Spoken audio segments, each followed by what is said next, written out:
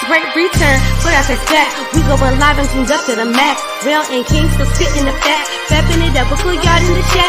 Baltimore Dallas, we still on the map. The others look green. We don't know about that. We wrote the bloopers. Don't know about that. And nigga, we trust. Yeah, we know about that. To the NFL. Back new roster. Cooking up a turkey. Steak and a lobster. Hope your appetite for winning is hardy. Grab yourself a seat to the after game party. We never die. We live long and prosper. You didn't imagine that we home like fossils. Lightning in the sky like Dr. Frankenstein. Look at a Kyrie that can raid a monster. The rules of the game are the same.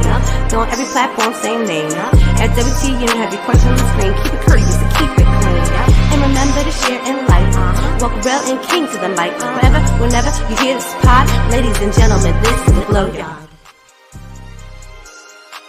Yes, sir. We back for a brand spanking new one, fam. Boys, Rel and King. We talk Mavs. We talk Dallas Mavericks from a fan's perspective, guys. Listen.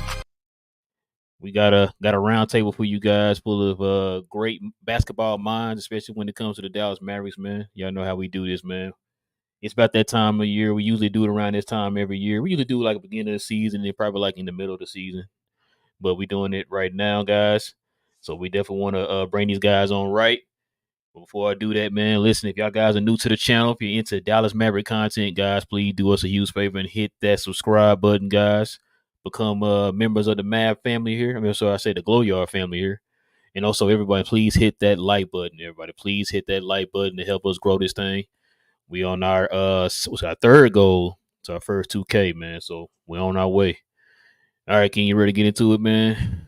Yes, I am. All right, man. Let's go ahead and bring up the panel here, man. Let's go ahead and introduce them. First up, man, we got T.G.K in the building, man. What up, T.G.K? What up?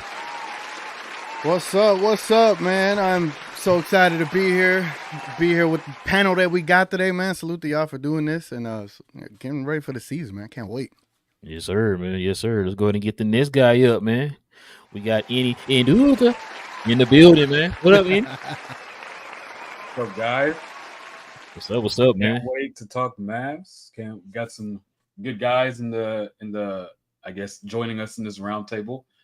Maybe we're going to break some news or something about to go down or something like that. Ooh, it's a lot of pressure, man. It's a lot of pressure. Don't do that, man. Or absolutely nothing's going to happen. You know. Speaking of breaking news, let's go ahead and bring these two guys up, man. We got the stars of the Mavs Outsiders. We got Bibs and Reese on. What up, fellas? Go O's.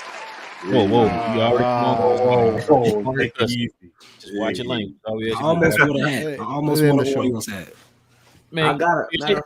He got the Memphis jersey on, man. What's going on here? I'm sorry. I gotta make gotta put some distance between myself and the Mavs till the season starts. I hear you. Oh, and last but not least, man, we got a first timer to the round table, man. We got a great basketball mind here in Wilson Sy in the building. Hey. What's up, Wilson? How's everybody doing? Oh, man, we good, man. Good. I hope everybody enjoying their evening. Got a lot to talk about, man, as we get ready here for the season for the Dallas Mavericks. We got to see a small, tiny sample of them playing yesterday, of course, against who did they play yesterday? Memphis. Minnesota. Thank you, Minnesota. I'm tired. It's long day. Bill threw me off the jersey, man. But yeah. No, he had their first game yesterday, man. We kind of got a sneak peek to kind of get an idea of what we might see this season, man. I'm gonna start this off with this, man. I know y'all all been on Twitter. Wilson, you probably don't know what we're talking about here, but if you've been part of Team Mav Twitter, you got a lot of people jumping off the ledge, man. So I'm just gonna kind of go down the line here to start this thing off and kind of get everybody's opinion on what they kind of took from the game yesterday. Let me start with you, T.G.K. Man, right off the bat, I mean, for me, I'm just looking for a few positives, something to take from it that's tangible in a way. The one thing that I did like is how Derek Lively was able to play against the bigs like a Towns and a Gobert, and just his overall switchability on defense. I think that's just like one of those things that Dwight Powell cannot do. And that's one of those special abilities that someone with his size and length, pause, that he brings to this team that could protect the Luka, that could protect the Kyrie. I think Derek Lively, by the end of the season or by playoff times, I think he's going to be well seasoned by then.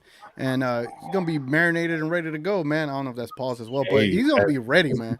And I definitely like what Derek Lively can bring to this team. And I know in my pregame show, I was like, man, who's more ready, Omax or Derek Lively? And I think 58% of us agreed it was Derek Lively. And I mean, we kind of saw that there in that game, but Derek Lively was really one of the ones that stood out to me just off of that. Not to say he was fantastic, not to put too much stock into a preseason game, but you're just kind of looking at the potential and how he dealt with a defensive center like Rudy Gobert. He held his own. Not saying he was dominant, but he didn't look like a scrub out there. So that was a positive for me. And not to take too many positives or away from anybody else, but I'm going to just stick with that Derek Lively and pass the baton. You know what I'm saying? This way. There we go. Yeah, that'd be a good over and under right there, RC. A good over and under. But yeah, what you got, Enyi?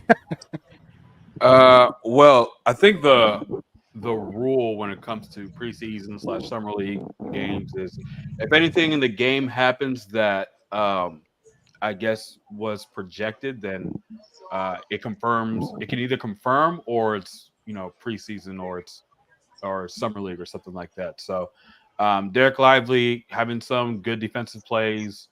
You can see the effect of having a real shot blocker or a real rim protector. In terms of you're getting some real hesitation when that presence is around. We're seeing that, which is good. But yes, there is going to be growing pains. We all know. Everyone's been saying it. The only one real thing that we can pretty much conclude after yesterday was the fact that Dwight Powell should be. I knew it. I'm sorry. It has to be said. And we got to get on there early. No, trust me.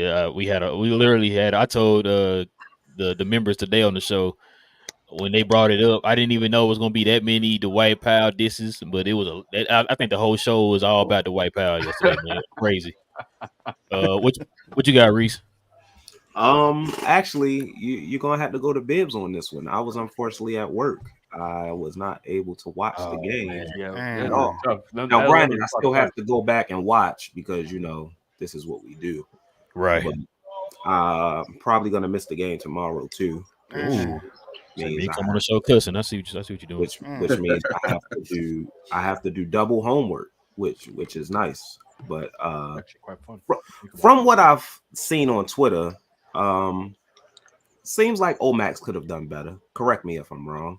I haven't heard too many positive things about him, but these are rookies. This is preseason. Yeah, we not going in on these guys. But I mean, I don't need to see Derek Lively play any games to say I want him to start over Dwight Powell. I'm gonna just throw that out there. What you got, Bibs? Yeah, so I was also working, but I was distracted by the game while I was working. So for me, first thing that stood out for me is Josh Green, because I mean it's clear that's my guy, right? Like I'm pulling for Josh Green. I think he has great potential in this league to be a high level role player. And for me, we know what he does. I know what he does. It's all about his attitude, his aggressiveness, and he came out aggressive. And I almost want to give Jason Kidd credit. I almost don't, because maybe he put Omax in front of him to see if he can light a fire under him. Like, do you really want this money? Do you really want that starting job? Or you want to let this rookie take it from you? And if that was the case, then it worked as far as what I saw. My boy AJ Lawson has some good minutes, some good activity, doing what he does. And the biggest takeaway, though, has to be Jaden Hardy coming out looking like he's taking another step in his progression. And for me, I know y'all are all in on get rid of Tim Hardaway Jr. Tim Hardaway Jr. is in the way. He's taking away minutes. He's going to take away minutes from Josh and Jaden. He's got to go. Yep, we said that. Me and King talked about that yesterday. The exact same thing you just said. What you got, Will? Man, you get to watch the game yesterday? I watched a lot of the highlights on YouTube and replayed the highlights. So the biggest positive I saw was how Luka Doncic can so easily score. He's looking as good as ever. 25 points, 17 minutes, just flawless. No one can stop him every time he gets the ball down low, and he's just gonna just dominate. But it's gonna be up to his teammates to make shots and getting rid of him. I would like to see a little more ball movement. And one thing about Derek Lively, he did start yesterday. That's a great sign for a lot of you fans not seeing Mr. Dwight Powell start. But Lively next to Gobert, he looks really small. Like his body looks like he's a rookie. So he's definitely gonna pick up weight. It's hard to tell and justify if he's gonna be able to start consistently this season and play 25, 30 minutes a game. But he definitely does need to put on some muscle. But I think he'd be a really great player in 2 years. But he's got to put on weight. Looks small out there compared to big boys Gobert and Towns, who's much older. And Dallas definitely needs better interior defense. The first couple plays of the game, Gobert just got an easy putback on penetration. Carl Anthony Towns just drove to the lane and outmuscled the Mavs. So that's a big issue to address. But I also love the fact that Jason Kidd played a bunch of guys, like 14 players, I believe, played yesterday. And Dante Exum had some positive signs, too, at the backup point guard. So mixing and matching a little bit and just trying to get into a rhythm. Despite the loss, it's just preseason. And that's my take. Yeah, you're right. It is preseason, but folks acting like we just lost a championship or something. That's crazy. But no, you're right, Wilson. I think I could be wrong. Maybe y'all can correct me on this. But didn't they say Lively put on like 20 pounds over the off season here? I didn't hear that. No? Okay. I thought somebody said he picked up some more pounds or whatever. I damn sure don't see it. That's like I didn't see that. I thought I heard somebody talk about that, but yeah, what you got, King? I know we kind of talked about this yesterday, but and today. Yeah, basically everything that the panel has said so far, I agree with. But also I wanted to throw in there, I only felt like two guys really had bad games just today. I felt like everybody else was good, and that was Dwight Powell and Omax. Omax is okay. I felt like he was just, like we say, just rushing it a little pushing it. First game, first NBA game, first NBA action. I think he was put in place in front of Josh Green and all. So he was just, just trying to show that he could play. I think with that, like Bibs said, it lit a fire under Josh Green. So Josh Green really was the starter at that position. I think that was always what we thought was going to be that. Dwight Powell was just, he shouldn't even be the second center on the roster. Rashawn Holmes, way better on both sides of the basketball than Dwight Powell. Carl Anthony Towns went to work on Dwight Powell, Nas Reed. Good chicken. Yeah. Even Rudy Gobert. I felt like when Derek Lively played, I know a lot of people were I guess, worried about the 2 points with the 5 rebounds. He got you 5 rebounds in 15 minutes. I thought that was fine. I thought he got 2 points. He only had 2 shots. And I thought a lot of the first quarter was Luka Doncic, as I said, just trying to have highlights. Like, I didn't even feel like they were in a lot of flow. It was Luka ball in the first quarter. And then I felt like if Luka wanted to give Derek Lively more shots, he would have got more shots and had more buckets or whatever. So I thought everybody played well. Jason Kidd, I want to see how he, I guess, incorporates Luka into the offense somehow, as far as it not being the Luka ball and then going a different way when Kyrie is out there and without Luka or whatever the rest of the team. But other than that, man, I was excited for the first preseason game. I know we took the L, but if we take away that first quarter where we couldn't make anything and they made everything, shout out to Carl Anthony Towns making every 3 in Derek Lively's face. But I think we handled that game, and it looks a different way. But I was perfectly fine with it. I thought it was a good sign, I should say. Yeah, I agree with Bibs, what he said about the whole Tim Hardaway thing. Like I said, me and King talked about this for the last 2 days. We talked about this all off season. We were talking about the fact that if you want those 2 guys, you want Josh, you want Jaden, those guys to grow, you got to get him out the way, which I think is why we've been hearing all off season about him possibly being moved. We kind of see body language during his interviews here during media day. You're hearing some rumblings. Bibs, you heard anything? Let us know. If you heard any rumblings, people kind of speculating because he did not play here in his first game, and it's just like, we saw what Jaden Hardy did here in the first game. He looked good, man. The kid looked good. I remember people were on Twitter, of course, were kind of like overreacting when they were trying to make him like a point guard during Summer League. And we saw what he did during Summer League. He didn't look as great being a setup guy. But I feel like the pace and everything, the spacing and everything, the attention that certain people would get is different in Summer League than it would be in the NBA. So That's why I really didn't put any type of credence in it or whatever. Like, yeah, you want to see what kind of growth or whatever, but I don't put a lot into it because it's different when you're playing with Luka and Kyrie compared to some guy who won't be playing overseas in the next couple of weeks or whatever, right? So that's why I said I kind of want to be patient with Jaden Hardy, see him develop that side of his game because we see the kid can score, and other than Kyrie and Luka, those are the two main guys, man, that he can get to the bucket whenever he wants to. And we saw yesterday, which we kind of saw towards the end of the season last year, he can get to the free throw line. So that's another weapon for him too. So like it'd be nice to have a weapon like that and being so young, man, on our team. Another dimension that we can add other than Luka and Kyrie, man. So I'm with you, Bibs. Like I said, we're not beating the table to get rid of Tim Hardaway, but it'd be nice for them to make a decision on what they want to do. If you want these guys to finally take that step in the direction we think they can, you gotta have to move him out the way. Tim Hardaway is kind of like the ex-girlfriend that you know is not the one that you've been holding on for too long. Pretty much. Because to be honest too, man, because Biz, what you said, King said this yesterday on the show about the whole trying to light a fire under Josh Green. Right. I'm at the position now. I don't trust Jason Kidd when it comes to him trying to light a fire. Like I feel like you've tried to do that before in previous stops. You tried to do that last year, and that didn't get you anywhere, right? Like you need to focus on. It's more important things with the team. You as a coach, you need to focus on before you start trying to act like you playing mind games with people and stuff. Because like I said, we seen your past. And you do that, it didn't turn out well. So, I mean, I want Josh Green to start. You know, I'm with y'all. I feel like Josh Green has earned that. We've seen his growth over the last handful of years here. I want him to finally get that position, man. And it's gonna take him being aggressive. If he can be aggressive, then we can probably get the Josh Green we saw yesterday. But if he kind of reverts back to old Josh Green, then he might be trying to look for a trade partner, man, to get him up out of here. But go ahead. I did have an update on the Derek Lively weight thing. I saw somebody put it in the chat that he was listed at 240, and I found somebody else that was doing like tracking the height and weight changes. Mm-hmm. And they had him listed at 234 yesterday and said that was a 4-pound change from where he was drafted. So 230, I guess, was where he was drafted. And now if he's 240, he's gained 10 pounds.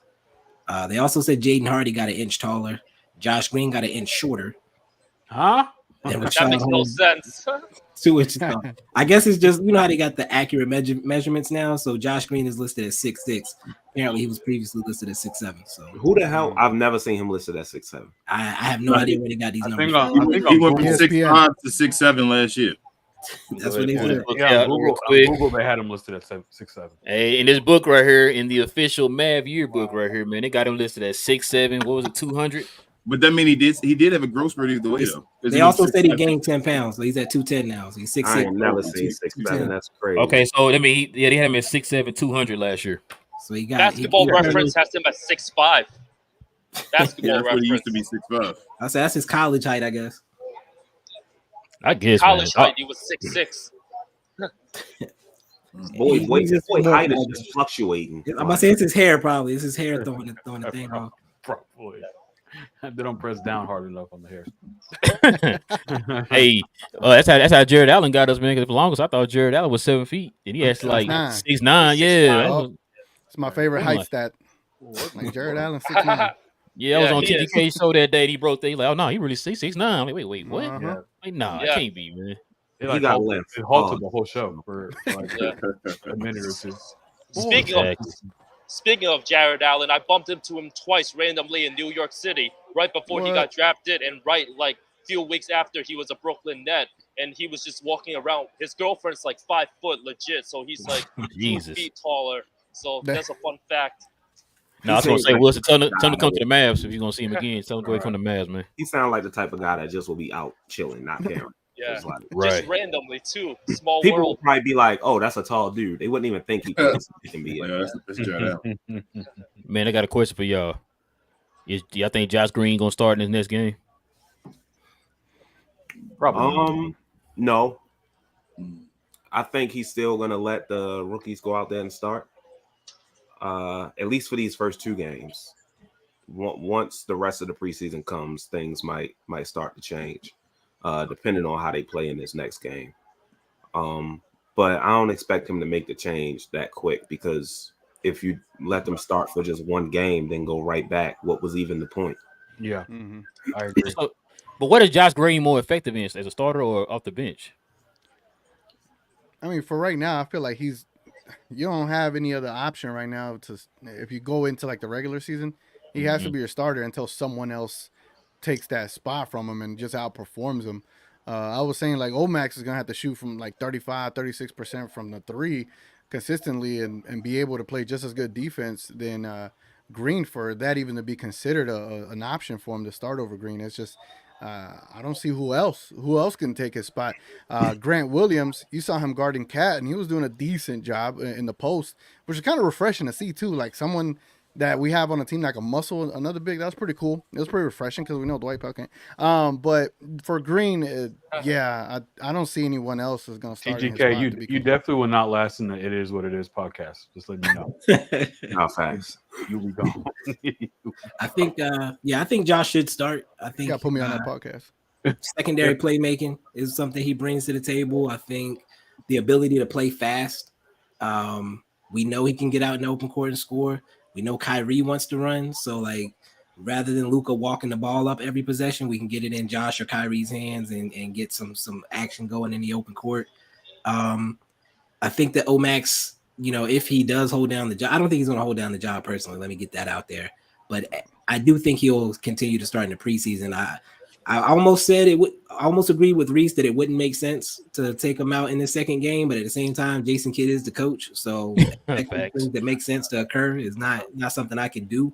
But I do think it would be detrimental to bench Omax going into the second game after how that first one went, because we saw how that affects players. With Josh is another guy who has a bad game, he gets benched, and now his confidence shot. Like I don't want to see that happen to another guy. And that's another part of why I've been slow to be on the Omax hype train, because I feel like all we're doing is setting him up for failure.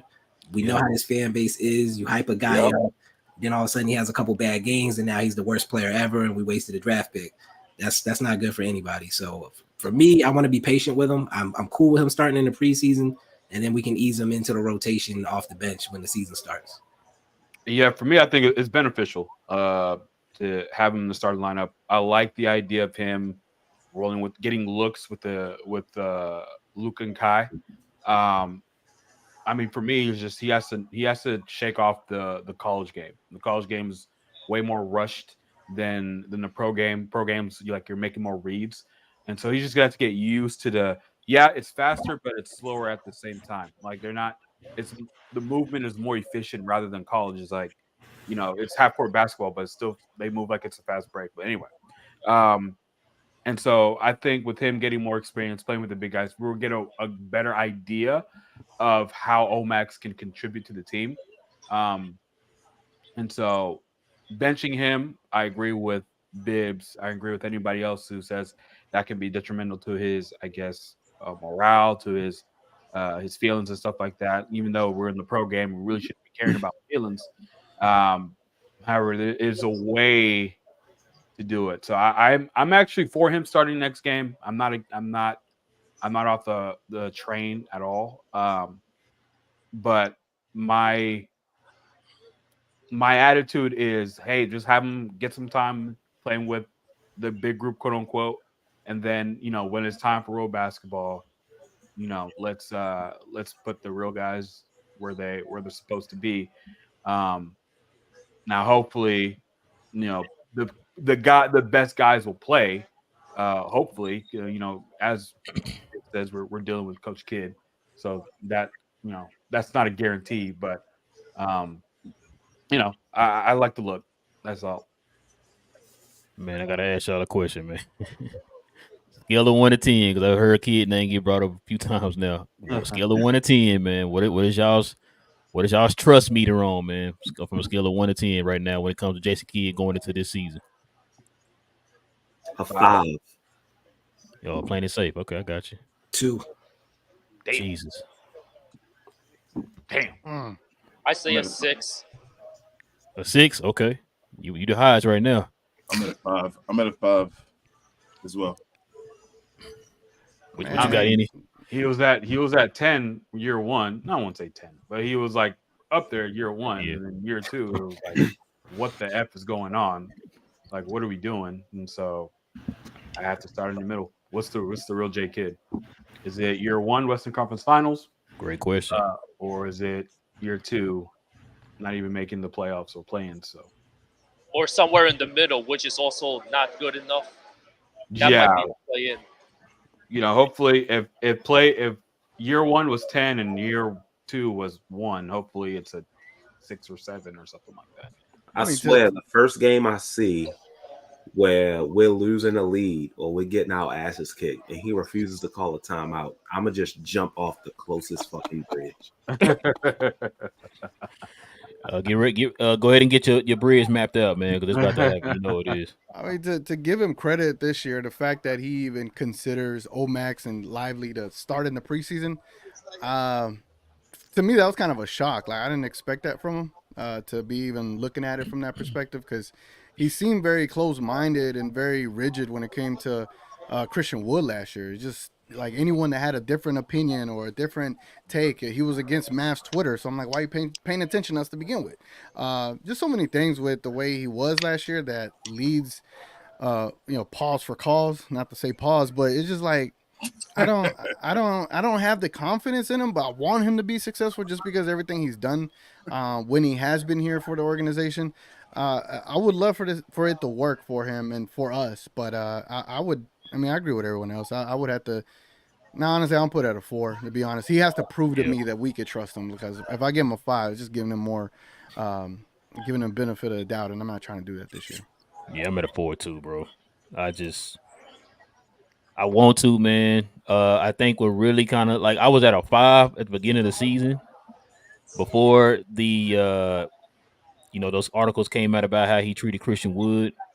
And when we heard some of Christian Wood's quotes and stuff like that over the summer, it's like it kind of had me drop it down from a 5 to a 4. I don't want to go all the way off because, like I said, if he doesn't succeed, chances are we're not gonna have a good season. We saw that last year. So we're really, honestly, this season pretty much is riding on Jason Kidd. It's not going to be Nico. It's not going to be the roster. It's going to be Jason Kidd. And like y'all said, are we getting the first year Jason Kidd or are we getting the second year Jason Kidd? And a lot of fans are starting to think that we might be getting the second year Jason Kidd, but they're kind of holding a little hope, because of some of the pieces that we have this year. But I've kind of, like I said, I'm kind of at a 4 too because we did see Dwight Powell playing the second center yesterday, and I'm just for the life of me, I'll never understand why that is, why they're so hung up on the Dwight Powell pause, but it is what it is, I guess. It reminds him of Josh Boone and Mikey Moore back in his Nets days playing with both below average centers. I guess so, because I was like, man, what? Well, like you said, man, we saw Rashawn Holmes come in here and almost immediately impacted the game. Yeah, impacted the game at half the time. Half the time. Mm-hmm. Dwight played 16. Holmes played about 8 or 9 minutes. You know what I'm saying? So that's what I'm saying. I don't know, man. Because I'm starting to kind of feel. I know some of the Glory Yard was saying this yesterday on the show. Kind of feeling like, man, maybe Rashawn Holmes going to be that new Christian Wood this year. I'm hoping that's not the case. I'm hoping he kind of learned his lesson or whatever, man, because we saw what Rashawn Holmes did. He played better defense, was a better paint presence, can score in the paint, can give you easy buckets in the paint, something we've been begging for, and a better rebounder. We've never in our lives ever seen the White Power average 14 and 8 ever. Well, I mean, is that comparable? Because I don't know what I missed. Rashawn Holmes, in my opinion, is objectively a better player than Dwight Powell for sure. Yeah. But I think the issue with us saying, hey, you're not playing Christian Wood last year was he was legitimately the second best talent on the team and he wasn't really playing. I feel like we could get by. I'm not saying he should do it. Like if Dwight Powell's been tried it out there and we say, hey, Rashawn can do a better job, but we're still winning games, it's cool. But I don't think I'd be too upset if I'm like, oh, Rashawn's barely playing. I don't know. I think it's different than the Christian Wood situation. Well, it's different in terms of just talent level because I think Christian Wood, what he brought, someone that can score 16, 17 points a game, he can go on runs single-handedly by himself, which what he did last year. The part that's frustrating and the part that's comparable to the Christian Wood thing is you have a player that, like you said, is objectively better at basketball, but for some reason you're sticking with a guy who you know is not good, because when the chips fall and the games really count, we do not play Dwight Powell. We don't. We literally had a playoff series against the Clippers where we wanted to counter their small ball, and we went with large ball, and Dwight Powell got absolutely no playing time. We played Boban more than we played Dwight Powell. And then the next year after that, he got very spare crumb type minutes, even though he did start, but like as soon as the first dead ball happened, he was almost out the game. And we rocked with like Maxey or someone else as a center. But the thing that's annoying is, with all that being said, we got a guy who can bring something different. Why not give that a try where preseason is supposed to be experimental? That was the main reason why I had a problem with Dwight Powell coming back. It wasn't because of, he's trash. Yes, he is trash. But the fact is, he's trash. But for some reason, he has some sort of pull on the organization that it blinds them to even give other people a try. Instead, they just go with him.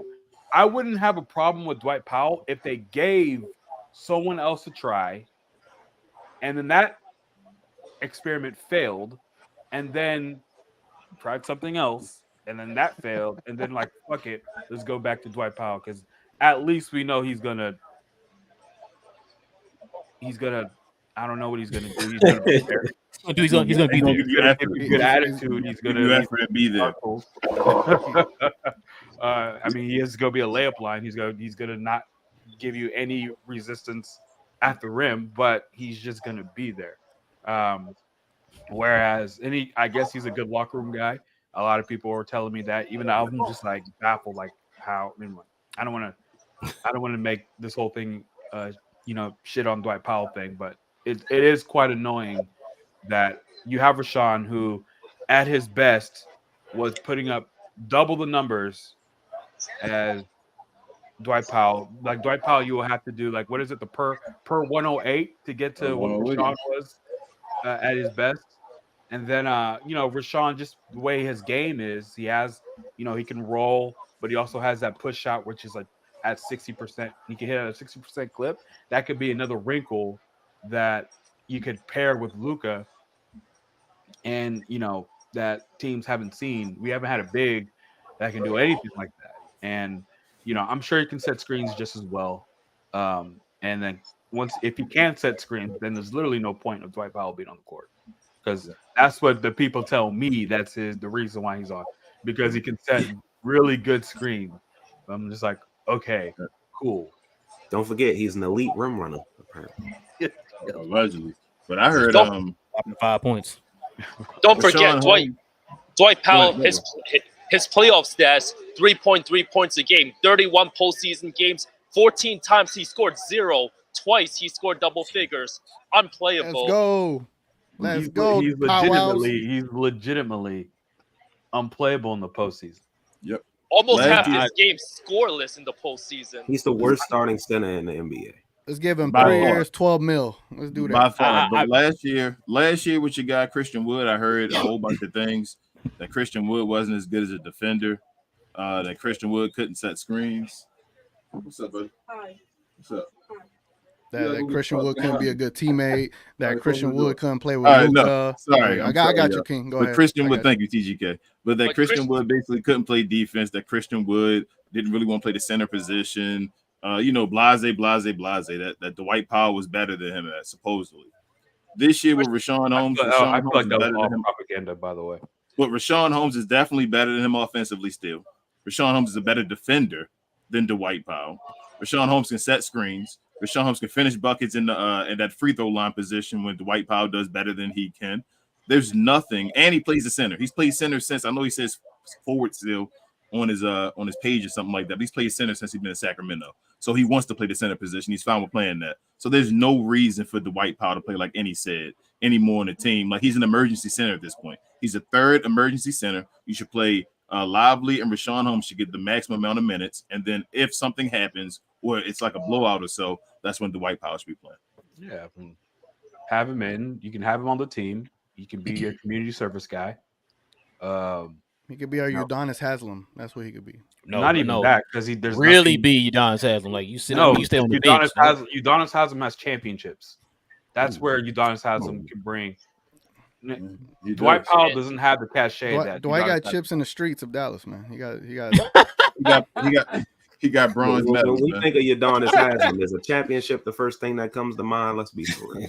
I mean, not the way you compare him to Dwight Powell. It is. But when we're talking about him being a Udonis Haslam, people who's been in the game for a long time is like, okay, Udonis Haslam, guarded the Dirks of the world, the Tim Duncans. He went to war. Hold on, did you not see Dwight Powell guarding the greatest big man shooter of all time yesterday? You didn't see Cody that? Zeller? I saw Dwight Powell against Cody Zeller. Well, Cody Zeller going to playing Dwight Powell. He going to Hall of Fame now. Dwight Powell made Kevon Looney look like Shaq in 2000, man. Yep. He made, but Karl Anthony Towns was going off. Like that was a different Karl Anthony Towns than I've seen in a while when he saw Dwight Powell on. I think playing for his country helped too. Like his mentality, his attack. Like I think playing for his country, like you saw how it happened for Lloyd last year. Like that confidence is different. I've literally heard other NBA players when they're talking about the Mavericks, they literally stated that they do not have any deterrent at the rim. Yep. So you saw that yesterday. There was no hesitation. There was no double clutching. There was no passing out, or there's no driving kicks. It was literally, Dwight's in, to the lane we go. From the 3-point line, straight in his chest. Yeah. He's gonna do is stand straight up. Yep, bro. And Cat was out there.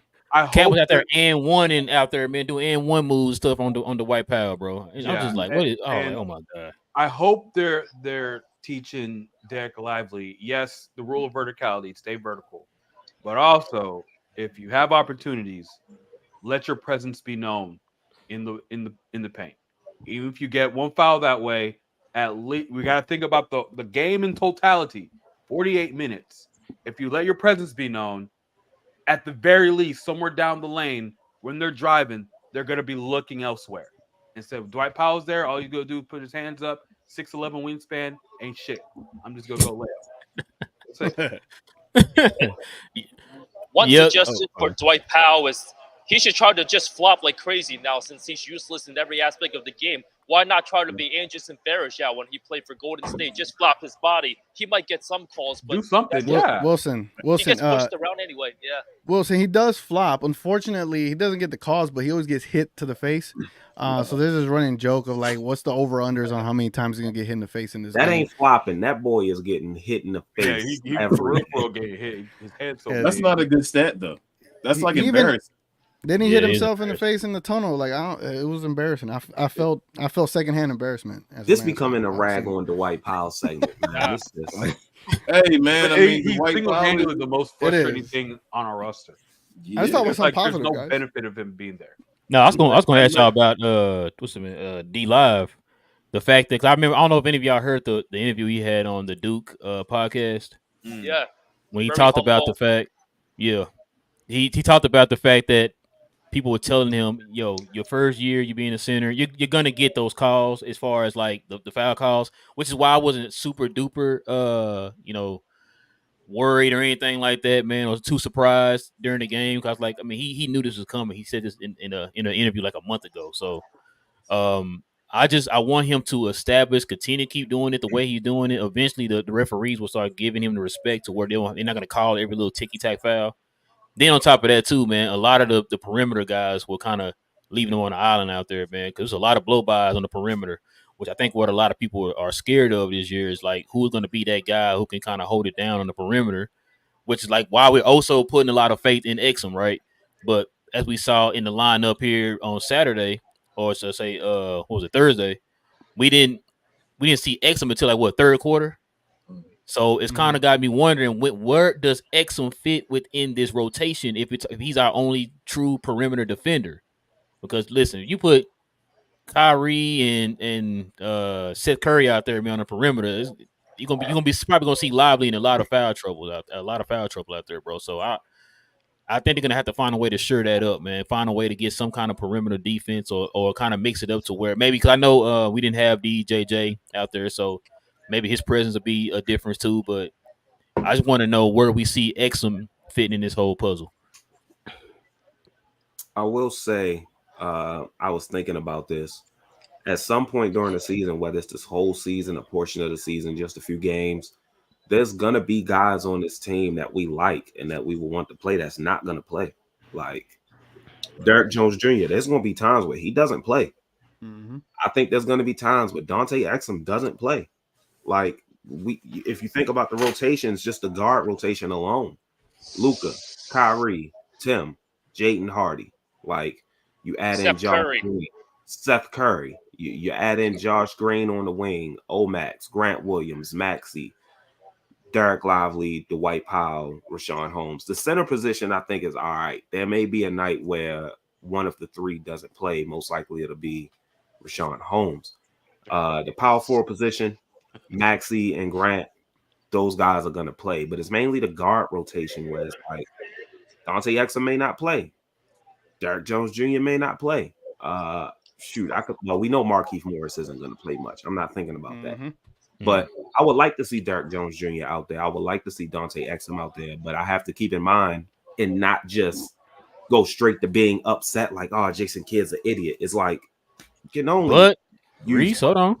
I was about to say that. Last year you used it, not you talking about Jason Kidd, you used the excuse of you didn't have those guys that can play those positions, right? You had Tim Hardaway out there playing 85 minutes a game and couldn't guard nobody, right? Now you had Nico go out here and give you the guys to play defense, and now I'm not saying you saying it because what you're saying, I believe it could happen. I agree with you, but in the case of Jason Kidd, you got these guys to help you on the defensive side, something that we struggled with last year. You got 2 point of attack defenders, and you're not going to play them. You see what I'm saying? Because you put Seth and them out there, you're going to set Lively up for getting 4 or 5 fouls every game. But a guy like Seth Curry, I would want out there more than the other two for the shooting alone. And this is why my confidence in Jason Kidd is a 2, because he has too many options. And when he has too many options, he's not going to make the right decisions. He's going to be putting I agree. wrong players in at the wrong times, and it's going to be very frustrating to watch. I just think that we have, like, if we put it in 2K terms, we have a bunch of players that are 70 to 75 rated players. And he's just going to throw them in there however he sees fit, and we're going to be annoyed. Like, why would you put Seth in right now? We need Dante Exum's defense. Why would you put Dante Exum right now? We need shooting. Like, it's going to be back and forth, like him making goofy decisions for a while until they either consolidate and give him less options. I think I saw a comment pop up, like, if you have a coach who you have to get players off the team to keep him from playing them, then he's a bad coach and needs to be fired. I don't think he should have been hired in the first place, but obviously we can't do anything with that. I preached that already. I preached that already. That's a deep iceberg. I don't know if we want to approach. You know, I think the only time we'd ever truly need Dante Exum's defense is like if a guy like Omax or Josh isn't available. Like, say there's an injury or something. Because what other reason? Like, if we have those two guys, what reason would they have not to be on the court where we would need Dante Exum's defense? I think not even just his defense. I think he might be the third best ball handler. Like, that's what I was saying. Like, he's a different pace, change of pace of the point guard too. I think having him to start the second quarter with Kai wouldn't be a bad look. Do y'all think you can sub in? So then, what about Jaden Hardy? Hold on. My question is: do you think we have? I thought about this with the roster. Too many 3 or D guys instead of 3 and D guys. Like, it's like we either got guys that are known for getting buckets or guys that are known for playing defense. I thought we were supposed to go away from that. Remember that?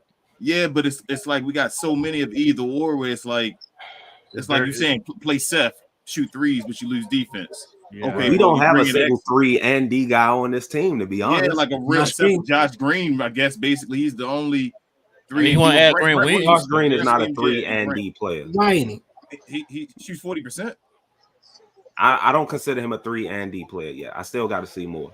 Okay, I still got to see more because I look at him more like a Swiss Army knife. I want the Josh Green from beginning of last season to come into this season, not the end of last season. I expect the Josh Green from the beginning of last season because I know the issue. You know, he was learning to play with Kyrie and all that, accepting his role or whatever. I know he's capable of shooting it.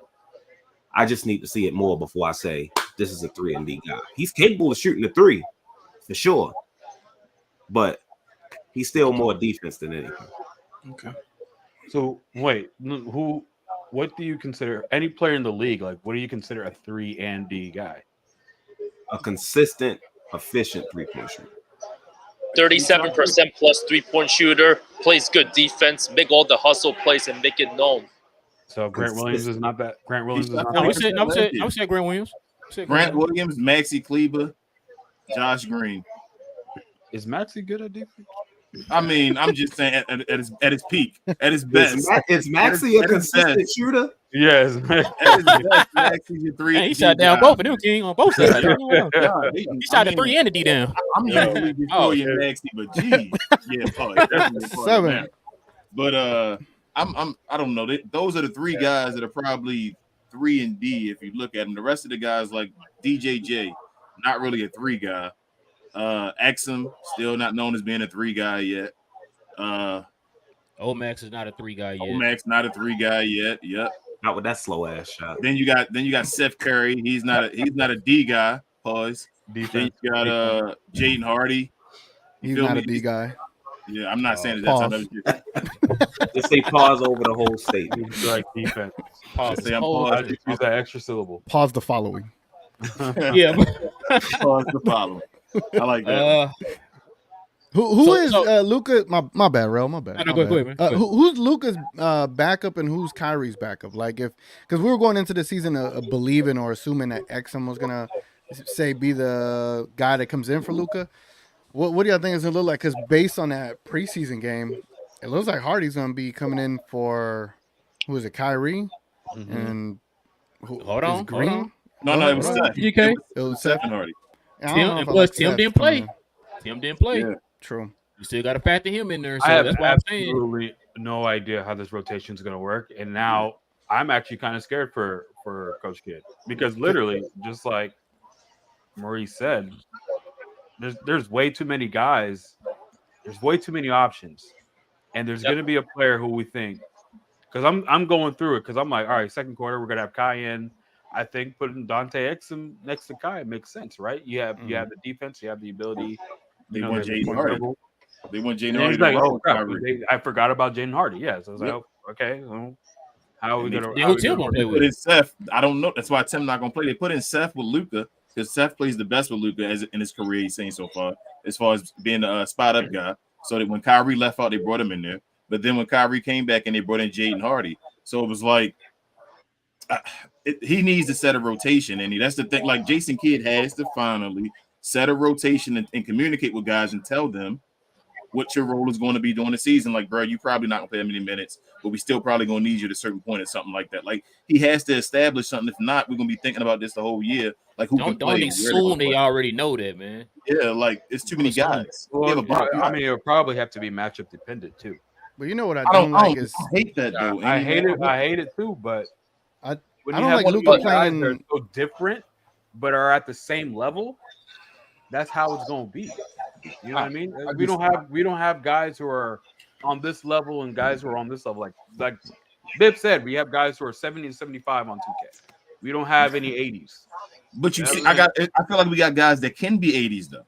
So I feel like when you watch guys run with like Luka, like when I watched that second, Josh Green playing point guard for Jaden Hardy. They have a connection going on. Like Josh Green brings the ball up and then gives it to Jaden Hardy. These guys can run in an offense where you can set the offense up other than Luka Doncic and Kyrie and actually have these guys scoring on. The issue becomes where Luka just goes in Luka mode and becomes that one-on-one everybody got to stand around. And if you're just creating different lineups to do that, I feel like you're setting guys up for failure as far as just being in a row where I got to catch and shoot threes and then possibly be this guy and all. I'd rather them just have a system of a team where they like, guys, we expect everybody to do this. Hey, Jaden, when you come in the game, I don't care if Luke is out there, go play your game. you go do what Jaden Hardy does. Josh Green, same thing. You in the game, go run. Go take the ball and just run sometimes or whatever. Like Jason Kidd has to establish something because we're playing too many different systems at one time. I just feel like it's a setup. Like you shouldn't have that many What players. is the Jason Kidd system? Yeah, we don't know what the Jason Kidd system is. You guys want to hear some bad news about J Kidd? Like, if this season's gonna be a disappointment, Jason Kidd's last season with the Milwaukee Bucks, he played Tony Snell over 27 minutes a game, and where has he been since afterwards? He played Tyler Zeller 17 minutes a game, and where has he been afterwards too? He played Don Baker 17 minutes a game, and then he hasn't really been heard from since. So Jason Kidd, known for playing a lot of not so good players in Milwaukee, and after he left, they became a 60-win team. Their offense, a different story after Kidd. Where's Justin Holiday? Starting over Josh Green last year. Is he employed? I don't think he's employed. I think he's still a free agent. Right. Wait, didn't he go to He went to Denver. Was it Denver? Yep. Yeah, he did. Denver. I guarantee he's not going to start or play 20 plus minutes. I guarantee he's not going to play. We're not gonna play 20 games. He'll be hanging out with DeAndre Jordan. Yeah. That's crazy, man. But the thing is that I think, and another reason I was saying like Dante Exum may not play much is because Dante Exum would fit well next to Kyrie or Luka. If not for having another ball handler, whether it be defense, ball handling, whatever, I think it would be smart. There shouldn't be a time where Kyrie or Luka, one or the other, is not on the court. There shouldn't be. Yeah, let's start. So they're either on the court together or one of them is on the court with another guard. More times than not, that's going to be Jaden Hardy. Sometimes we'll see Dante Exum. Are you sure it's going to be Jaden Hardy? Huh? Are you sure it's going to be Jaden Hardy? I'm telling you, we have Tim ain't played yet. Reese, Tim Hardaway Jr. is going to play more small forward than anything. There will be times where we will see Jaden Hardy and Tim out there together. It's not helping me at all. Yo, look, I feel you. My confidence is steady slipping. No. We're not mad at it. It's not you. We just what you're saying could sound like it could be possible when it comes to Jason Kidd, bro. That's what I'm saying. Tim Hardaway Jr. We're talking about the guy who was playing Reggie Bullock at power forward. I know. Yeah, you know when he played him at small forward. There's gonna be times. You know what? That's good. I'm not gonna like this because I'm not gonna like it. There's gonna be times when Josh Green starts at small forward, and the small forward that comes for him off the bench is gonna be Tim. And Omax is going to have like 5 minutes a game or he just doesn't play. I mean, I got you. Hey, we got other small forward options though. DJJ possibility. You think he going to play DJJ over Tim? He should if he worry about defense, right? He should.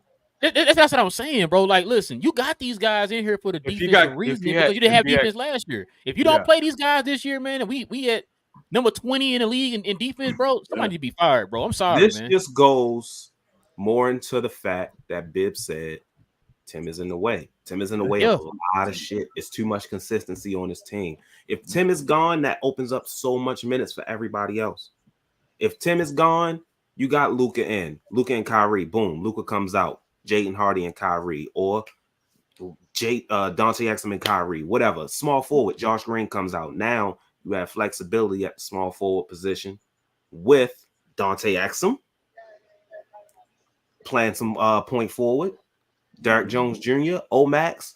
Omax is a rookie. We high on him, but you can't definitively say right now, you should get minutes over Dante Exum and Derek Jones Jr. They can rotate that 3-man rotation at the forward position. But you can play Omax at the 4 too, though. You can. Where do we see DJJ at? He can play the 4 as well. Everybody, I feel like all of our wings are just 4s and 3s. Like, you feel like they're just guys that can be either 3 or 4. Just throw them wherever you want them to be. Yeah. Other than Tim Hardaway Jr. Who's more of a 2 and 3. Yeah, really a 2. Yeah. Yeah, he's a 2. He's a 2. He's what a 2 has Tim only. brought to the locker room? He was a cheerleader that one year we went to the Western Conference Finals. Yeah, he has a good presence. Yeah, he's not a bad locker room guy. Yeah, He's not gonna be a distraction or anything. According to the ladies, he's very photogenic too. So, and it's not on the Mavs calendar or whatever. I wouldn't know. Oh my! Opinionated father. He brings that might be a hard pause. Whoa, that's a pause on the hard pause. What are the chances his father calls up Jason Kidd this season? I don't see that happening. All he's gonna do is go hop on somebody's podcast and start talking bad about Jason. Know your role, goddammit. Yeah, facts. Reese, you might not be wrong. Yeah, he could be right. I hope I'm wrong. What about it? That's Jason Kidd. Exactly. Like Rel always says, if it makes sense, they're not gonna do it. Yeah, I really believe this team is as good as Jason Kidd is this year. I really believe that. Is he the sole X factor of this team? He is the sole X factor. I believe we have. I believe we have talent. I don't think he's the sole X factor, but I think he might be the biggest X factor. Give a percentage, Reese. Yeah. He's 60%. That's very. 80? Hey, that's it. I'm saying 80. He's 80? 60 or 70. Who's other? I think Derek Lively is a huge X factor. He is. I trust if Derek Lively can have a great rookie season, the ceiling for the what you say, Bibs? The ceiling is the roof. It's the roof. Definitely the roof. Would you consider Derek Lively? Let's say he averages 9 and 7.5 of rebounds. That's fine. He's one of the best. He's one of the best Wilson. Build that man a statue right now. Build him a statue at his first year. At his rookie year, he's a statue guy already. Yep. Now that 9 points and 7.5 rebounds is cool, but you know what I need with that? I need 1.5 blocks or 1 block per game. Yeah, that's fine. Now you talking. Do that. If he get, that's what you just said, Wilson. That's pretty much Walker Kessler numbers. He gave like that's 9 all and 8. rookie team. Yep. Yeah, he can get any of those numbers. If he gets 9 points, I'm fine with him. I'm happy. He's one of the best Mavs centers ever. He gets 7 rebounds. He's one of the best Mavs centers ever. He gets 1.5 blocks. He's one of the best Mavs centers ever. Like he can get any of those numbers. I'm dead serious. Yep. Bars low. If he comes out and plays amazing for the first half of the season, he's already better than Chris Kaman and Sam Dallenbale. He's a gone as job. He's already moved up the ladder. Like he's already. It's not. So like he's already outside of Tyson Chandler. He's already the best center in the past 2 Don't forget about DJ Benga, bro. Already, man. Don't disrespect my guy. Like I think without him, he hasn't even played a game yet. He's probably already a top 10 center of all time. Maverick center, I should say. Man, it's crazy because he's already better than Dwight Powell. How long until he passed Sean Bradley? He's already better than Sean Bradley in my book. Hey, chill on Sean Bradley, man. Chill on Sean Bradley. Sean Bradley highlights getting dunked on by Tracy McGrady in them, man. A lot of people got dunked on by Tracy McGrady. Yeah, you right about that. A lot of people who weren't Tony Picks got dunked on. But at least with all that, he got his back, and you guys won that series. Yeah. Hey, Wilson, I was at Game 7. I saw it live. 40-point blowout. Like I remember these random things on top of my head, and I only watched it once. It's pretty crazy. Hey, and I was like I said, I was at that game, Wilson. I ain't gonna never forget that game, bro. The Mavericks do have some pretty crazy closeout games. That's crazy. I think it was 118-78, the final score. I might be a little wrong, but not too wrong. That's it. And all the road team won until Game 7. That was crazy. Right. We went down 0-2. When Jason Terry showed up, we were a different team. You said what now? Can you say that one more time for the people at home?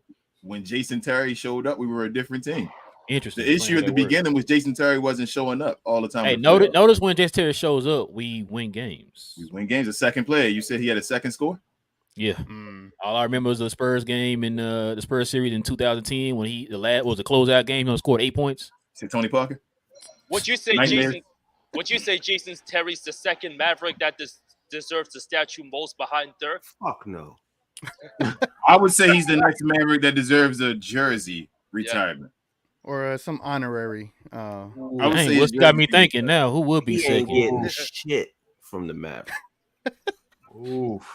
When Terry said Garnett was better than Dirk, that's why. Exactly. That's why he's not getting nothing. Man. Oh, man. Nah, I'm petty like that. I'm petty like that too. So. No, but he's not the second Mav to get a statue. Absolutely. Luka is. Oh yeah. Yeah, if Luka stay, he gonna get it. Yeah. I'm trying to think. I mean, to be completely honest, Jason Kidd will get a statue for Jason Terry. Not for coaching. I mean, if we be completely honest, is Dwight Powell. He's next in line for next in line. You're right about that. So he will fuck around and I'm be mad if Dwight Powell gets a streak. He will. He gonna get bro, something. The only reason why I would not be mad at that is because you know they're gonna retire his jersey, right? They're gonna put his name on the community award. Yeah, Powell way. It's gonna be Powell way. They gonna retire the Dwight Powell's jersey. No, Powell. I believe that. I believe Powell drive. They're gonna rename the Lexus garage to the Dwight Powell garage, bro. That's what they'll do. I swear, I'm not going to another Mavs game today. He's gonna help build y'all another one. They can name a gutter after Dwight Powell. He's already a statue on the basketball court, though. Ooh, I ain't gonna lie. Go on. It's starting to get kind of mean, man. No one's talking about basketball. It's so frustrating. That's why, bro. Hey, you know what though? Somebody brought this up earlier. It's the franchise's fault that the Mavs fans feel this way. Y'all know that, right? It's their fault. Like like everybody can see. We're telling you, it's like nope, la. We don't hear it. He's good. And it's like, but okay. So then if you keep putting him out there, you keep having games like this, we're gonna keep killing him. He's a decent basketball player. He just shouldn't be starting for an NBA team. He should just be on his team. Stop, Reese, man. Stop. If he was a player in the NBA getting like 8-10 minutes a game, we wouldn't even be mad. What does he do? You sounded so Baltimore when you said that. Dwight Powell's about to be on the list for the worst player currently to play double-digit seasons. He played one game. That means that's a good video, Wilson. Yep. Yeah. He will. Wilson, if you come with that video, I'm gonna like that and save it. He'll be like the Joel Anthony of the Miami Heat. Ooh, Reese, he was a couple years ago. He was an excellent rim runner. He was getting like double-digit points and all that. Right now, he's like an undersized center. He's basically a power forward. 1 year, King. Let's relax. Yeah. I mean, I'm just giving him this credit. But he's now a power forward that's playing a center, but he can't play power forward in this modern NBA. Was he getting points? Yeah, he only scored. His highest average one day a year is 10 points. Yeah, he got 10 points 1 year. Good for him. I think it was before the Achilles. Before the Achilles pop. But let's keep it all the way real, King. The reason Dwight Powell's still in his role is because of analytics. If you notice, he's always on the court with Luka. And when you're on the court with Luka, your stats and your efficiency goes through the roof. And because Dwight Powell's majority of his minutes are with Luka, they tend to be at the top of the league when it comes to efficiency. He's scoring about 64, something like that, % from the paint, or probably higher. And that is because of the product of being right there with Luka. And so, say if Luka is not on the court and he has to go out there and fend without Luka, how does he actually perform? If he was on the Rockets team, like they initially quote unquote offered him a role down there, I would have liked to see how he would have produced from an efficient perspective. Because defensively, he's not giving you much, to be completely honest. So I think the it's the stats that skew the perception of a Dwight Powell. You see, I don't even understand how they do that though. It's the Mavericks, Mavs media, or Mavs State media, like Rose says. You see how earlier in the show we talked about Josh Green, and we said he was a 40-point 3-point shooter, and we still said it and said, well, I don't know if it was a question. I don't know if he's a 3-point shooter and all that. I got to see him do more and all that. Dwight Powell shoots 60%, getting you 4 points. Like, it's not being disrespectful. It's like he shoots the ball 3 times and makes 2 of them. Like, in starters minutes. And they say like it's efficient. It is efficient, but who cares? Yeah. Why we all say context is important, man.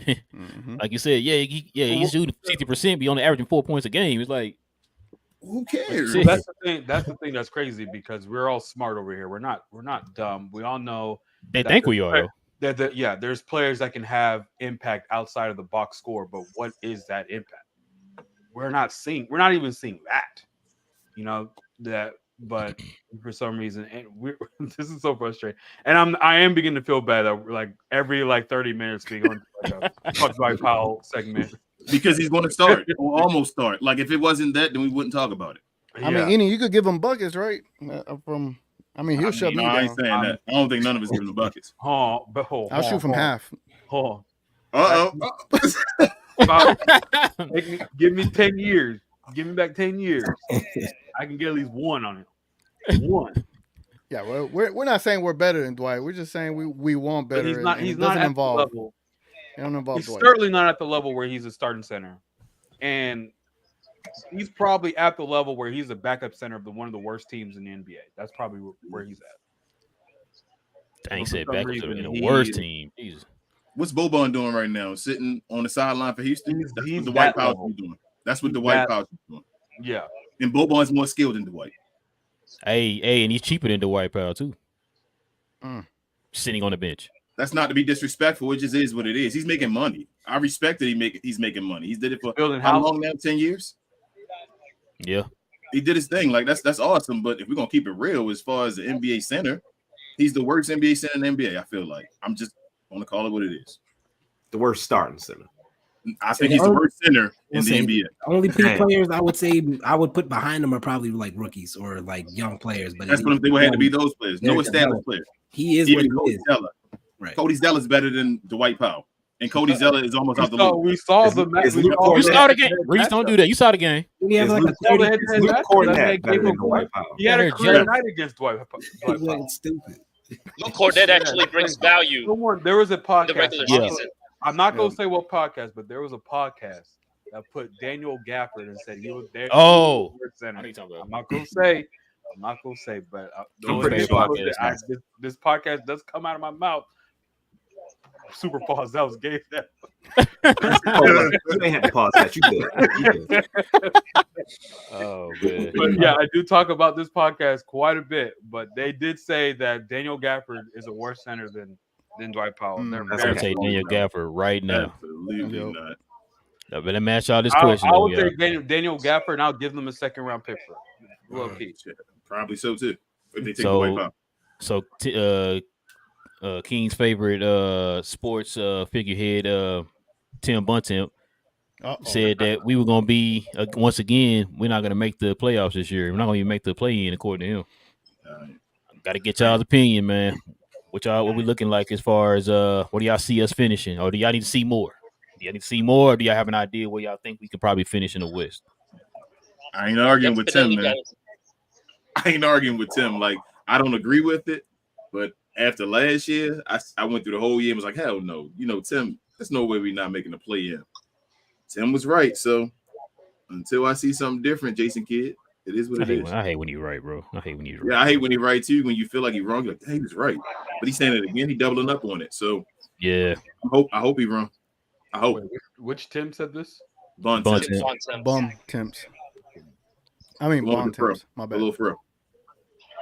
I mean, look, there's a wide array of outcomes that the Mavericks can finish in. I do think their ceiling is, top 6.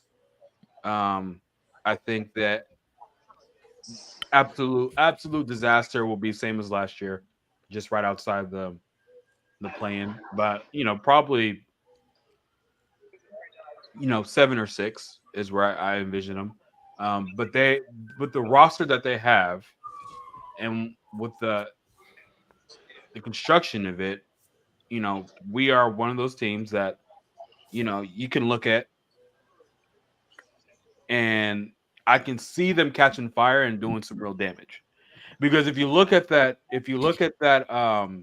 team that went to the Western Conference Finals, try to go back and really think about how you thought about that team going into the season.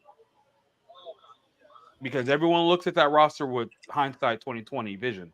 But what were you thinking about that roster going into it? And because remember, our goal was just get past the first round. Just get past the first round. I saw them being top 6. I didn't envision them going to the Western Conference Finals. And I really feel like if all the puzzle pieces fit in perfectly and we caught fire at the right time, I don't see why not. Yeah, I think for me, and me and Reese were on with Gifted yesterday, and I had to think about this for the first time. I don't like doing predictions this early. Like, I'm not ready for it. Really. But I said the same thing. I think we could land in that 6-7 spot. All things considered, injuries could happen, et cetera, and so forth. For us and for other teams, that could move the needle as far as where we land. But once we get to the playoffs, there's not a team that I see out there that I think we can't beat with a Luka and Kyrie, because either one of them is capable of carrying in a playoff series and a game-to-game basis, like I'm willing to bet on Luka and Kyrie in any series. Like there's no team out there that I think is just going to overpower us in that regard. I will say, I didn't mention this yesterday when we were on there, Bibs. If we play the Nuggets, I'm not taking Luka and Kyrie. I don't think not against Jokic. I can't do that. But that's a long shot. That's just one team. That's the only team, quite honestly. I agree with Bibs. I think we fall in that 6-7 range. I mentioned that you have to think about teams like the Lakers and Clippers, who are more than likely bound to deal with injuries throughout the season. That could affect the standings. You have teams like New Orleans Pelicans, who are likely going to deal with injuries, or Zion is going to continue to be freaky, one or the other. The Memphis Grizzlies. We all know he loves Dallas, and you take advantage of that. Hey. It's Freaky Fridays next Friday, the 13th. Anytime that man's in Dallas, we better, he doing something he ain't got no business doing. Mm-hmm. You got the Memphis Grizzlies, who are missing Ja for 25 games, so I think the 6-7 range is fair.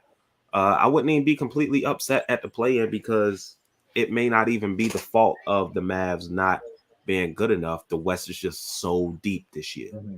And if we land in the play-in and it's just one game and we got Luka and Kyrie, in that moment, I'm taking them against anybody. Because if you're looking at that lower, not necessarily lower, but lower tier of the Western Conference, there's no team that has a duo better than Luka and Kyrie. And when it comes to the playoffs, I'm taking them over any of those teams. I'll make my point before I have to head out. Agree with you, Maurice and Bibs. So the Mavs being the 6th seed, if they could avoid a play-in, I view that as just a successful season already because there's just a lot of teams in the West that are way more talented. The defending champion Nuggets, obviously, they're most likely going to be a 55 to 60 win team. Phoenix with their big three. The Lakers loaded from every position and the bench too. Golden State with CP, they're going to struggle a bit, but they should still be expected to be a playoff team. They got higher expectations than Dallas. And also Memphis plays very good without Ja. Don't forget about teams like Sacramento, Minnesota. And there's up-and-coming teams like OKC and New Orleans. Those teams, you can't slack on them. They're going to bring their A game. They're young, but it's going to depend on health between certain superstars for the teams. And Dallas, they need to get off to a quick start. As I mentioned in the earlier video with you guys, a fast start takes a lot of stress off, so they won't be tired towards the end of the season. So I'm going to end my take with that. Appreciate it, Wilson, man. Appreciate you hopping on. Enjoy the rest of your Friday, guys. Yes, sir. You too, man. You too. Peace. What you got, T.G.K? What you think? I mean, for me, honestly, it's just like a top 6 would be great. That'd be ideal. Again, I think we tend to forget, like, I'm not saying us, but I think in the whole scope of things, it's you forget who the man Luka is, what he brings to the table. I mean, he's 32, 9-9 roughly. Like that's it feels like you start taking it for granted in a way because there's no other player that has his skill set at the age that he's had it and what he's been able to demonstrate. I mean, there's only a few other players that are close to it or had it too as well, right? Then you got Kyrie, who is now entering like this mature, calm state of mind to where it feels like he found a home here, and it does feel like that. I hope it is that. I hope there is no distractions with Kyrie. I think if we're being unbiased, there is an element to that you kind of are concerned about, but you hope it's not. I do feel Dallas is like the right landing spot for him. You got Nico here and Jason Kidd. They have relationships behind the scenes, I guess, where they have good camaraderie, I guess. For me, I hope it's top 6. You got a better team overall. This team is better than the team you had last year. Hopefully this trip in Abu Dhabi and Real Madrid builds up that chemistry and the camaraderie for the whole team. And I just hope that they go into that season starting off well. I know last season we went into it really optimistic. I know I did, and bit me where I don't want to mention. So I just hope it's a better season this year, and top 6 would definitely be what I ideally would like to see and what I think they can be. I think Luka and Kyrie is good enough to get you there, and with all the defensive pieces that they've added, hopefully Derek Lively is literally just good enough to be better than Dwight, and that's already a massive improvement for the team. So I can see top 6. Yeah, because I kind of agree with what Wilson said too. I said this when me and King were guests on Lakers Fast Break. I said that I think it's gonna all hinder on health because the West is so deep. Remember last year, man, what was it? It was the second seed or third seed. From the second or third seed all the way down to like the 12th seed was like separated by like 2 games or whatever. So if you lost a couple of games, man, you fell from like 4 to 11, Right. in the blink of an eye. So I think it's going to kind of be that same issue this year. I know everybody keeps saying that we're better than we were, last year or year before and all that, which is true. But the other teams have gotten better too. Like he said, Phoenix and those guys got deeper. Lakers got deeper. It's just the fact, man, that I have to keep harping on this. It's going to depend on Jason Kidd, man. It's going to depend on Jason Kidd. Like we gotta get an understanding of what this rotation is going to be, man. Yeah. And I think Reese, you had touched on it. I think it's going to be based off of just like matchups and stuff. I don't want to do that matchup stuff, man. I want to be like one of those top teams. Like we know who Denver's starting 5 is. Going in who their starting 5 is. Good teams, who their starting 5 is. I don't want none of that. Well, we're playing this team today, so we're gonna start you. Or we're playing this team tomorrow, we're gonna start you. I don't want to do that, man. I want consistency within our rotation. I want guys, like King said, I want people to know their roles. I don't want any hiccups, the same issues we were having last year going into this season, man. Because we heard even Mark Cuban, I don't agree with everything he said, but he did say one thing. People didn't know their roles. And a lot of it has to do with your coach. With your coach. Like you not establishing people's roles and letting them know, hey man, this is what we want from you. This is what we want you to do. This is what we want you to work on. I thought it was talking about Christian Wood. No, Mark Cuban said that, but he didn't really understand what the implications of what he was saying. Players, imagine you walk in your job every day and you don't know what department you work in. I said that. Who's trying to live like that? Yep. Like players, like if you tell Josh Green you're gonna play 15 minutes a night off the bench, he can prepare to be a 15-minute a night off the bench guy. But if he's starting one night and then not playing another night, like how is he supposed to prepare? Like how is he supposed to wake up and grind and say, all right, this is what I got to do to get these minutes?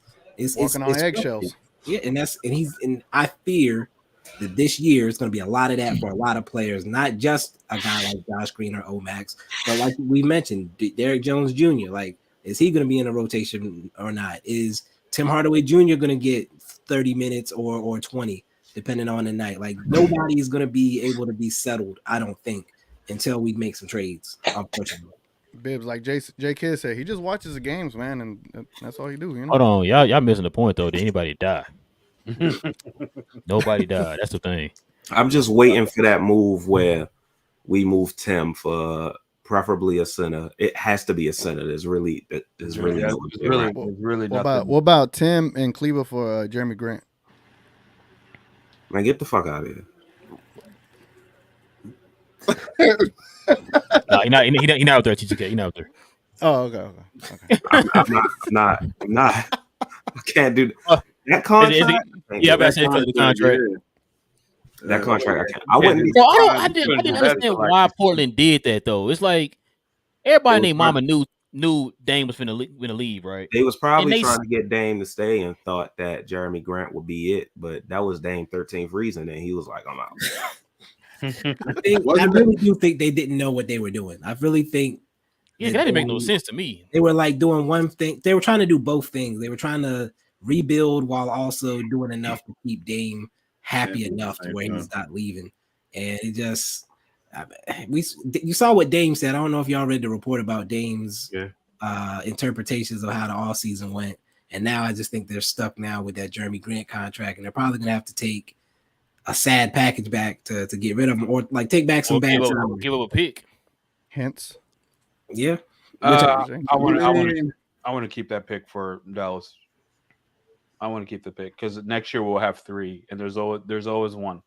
There's always one superstar or high level player that's gonna want out of his situation.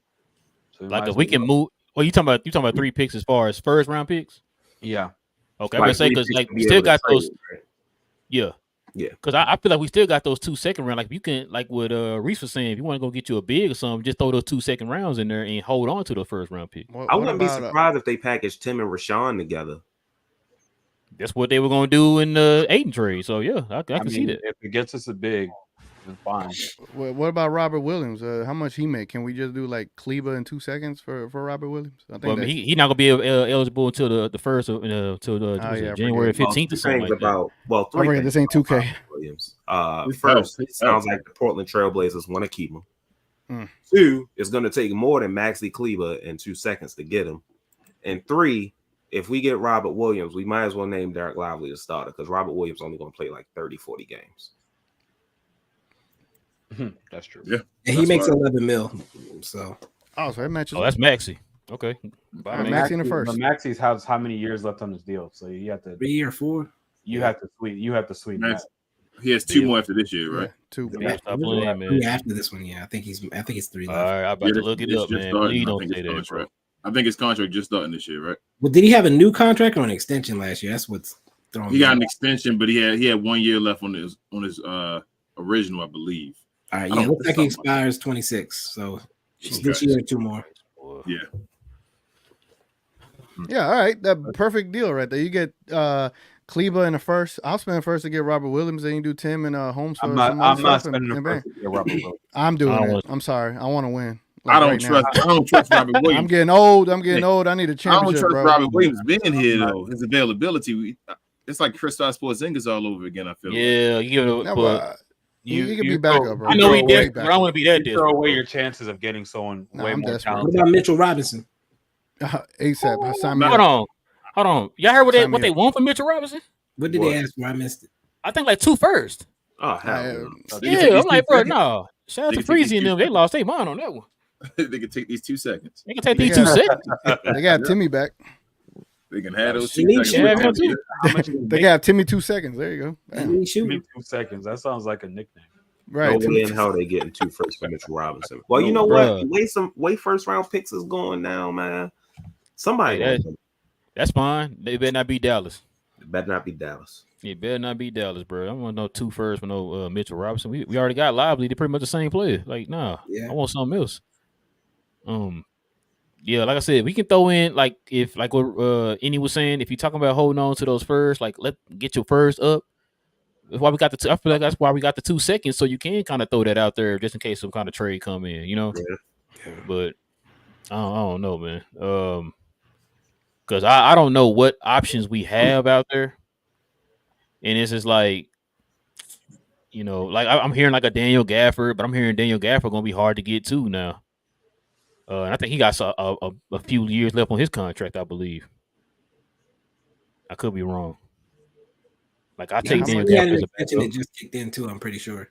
You said how much what? Capella make? Pretty sure he had an extension that just kicked in. That's what I'm thinking too, Bill. I think that's what it was. So yeah, he got a few. Oh, Capella is 20 and 22. No, 22 and 20. Yeah, we can't match. Yeah, we can't match it up directly with Timmy. Damn. Yeah, let's go back. It might be close enough. I don't want Capella, man. Why not?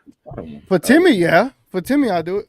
I don't need Capella starting in front of. I think we downgrading or undervaluing Derek Lively still. But I think that with that is like we don't think Capella's going to be there long term. He's like a play player, like a stopgap center. He's a stopgap center. Hold on. I'm just saying. I really think Derek Lively, if he played with Luka and they tried to give him buckets at the rim, he could do the 10 and 10 or close to it this year. Like Clint Capella is. He got you. Hold on, Reese. Before you go, he got you 5 in 15 minutes. That's one game. That's true. But why can't we? Every other game, it seemed like he's done it from the summer league so far to now. Why did it seem like summer league in the preseason? We don't. He didn't. And Rudy Gobert didn't like outplay him. I'm very consistent. I just need to see more. Okay, I got you.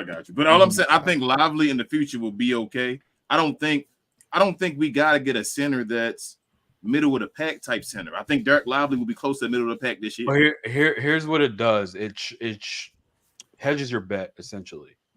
Because there is a risk, because Derek Lively might not be, because there's been a lot of guys who look like Derek Lively, who can move like Derek Lively, that didn't last long in the league. And we have a guy that has, put in time in the league, who has produced. And so if you're trying to win, it just strengthens your chances of winning. I understand what y'all saying. I'm just saying, how about I say it a different way for y'all? Right. I think Rashawn Holmes playing on a good team could damn near be as good as Clint Capella as far as look. playing as a starter. Being okay, he got 14-8. He got 14-8 in Sacramento. If you're playing with a starter and actually let him play, I think he can look just as good as a type of quality player as Clint Capella. His offensive game is way better than Clint Capella. He might not get as many don't need rebounds. Clint Capella for his offense. I got you, but I'm saying, well, what does Rashawn Holmes can give you that with Derek Lively? Saying, why are we giving a bunch for Clint Capella? It's not like he's giving us like 20 and 10. Like Lively already gave. I mean, what's his name? Other guy, Rashawn Holmes, 14-8. Like that being behind or beside Derek Lively is enough for me to why a Clint Capella that's going downhill every year. Lively only played like 20 minutes a game last year in college. Like we're talking about 48-minute games. Like more than one center is going to play. So the way I see it, right now we have Lively, we have Holmes, we have Powell. None of those two players do the same things, and so when one comes off the court, we're not able to play the same way. If Lively gets into early foul trouble, we can't run the same type of offense or defense. So a guy like Capella, and I was trying to go down the NBA to see if there's any other guys that fit that bill. Because a Capella, you're dealing with his 20 mil. Like maybe there's a cheaper old veteran type guy that does those types of things too. I still say you can start Lively in that scenario if you say you want to start him, but you have Capella there in case he gets in foul trouble, in case he's getting bodied. And you can just kind of wean him along versus him being all in. Like we're being all in on Lively. And if he's not working out, if he's getting in foul trouble, then we're stuck with Dwight Powell getting minutes again. I would rather have another guy like him in front of him that can phase out in a year or two. I understand. Do y'all think that they would have Capella coming off the bench making what he's making? That's what I'm saying, bro. Based off his money and the draft picks they want, he's not gonna be off the bench. He's gonna be a starter if he get over here. I'll be honest, based on talent right now, he's not coming off the bench. I don't need him to be. That's what I'm saying. He's Derek Lively, and I don't need the centers. I feel like being the same type of center. I'm okay with him being two different types of center. When one go out, it's two different punches. I feel like so. If Derek Lively gets in foul trouble, it's about a guy coming in there with a different. Like I'm fine with Rashawn. Rashawn game is that that kind of mid-range pick and pop kind of push. Like he can still play defense. He can get rebounds. He's a smaller guy. Like I like him and Derek Lively's 1-2 punch. Just let Derek Lively play. I think Clint Capella, we think about that. Oh, what's that 14 and 14 type of Clint Capella and all. I don't think that's what Clint Capella is anymore. And I think if you get him over here, Atlanta's trying to get rid of him. Clint Capella is closer to 10 and 10.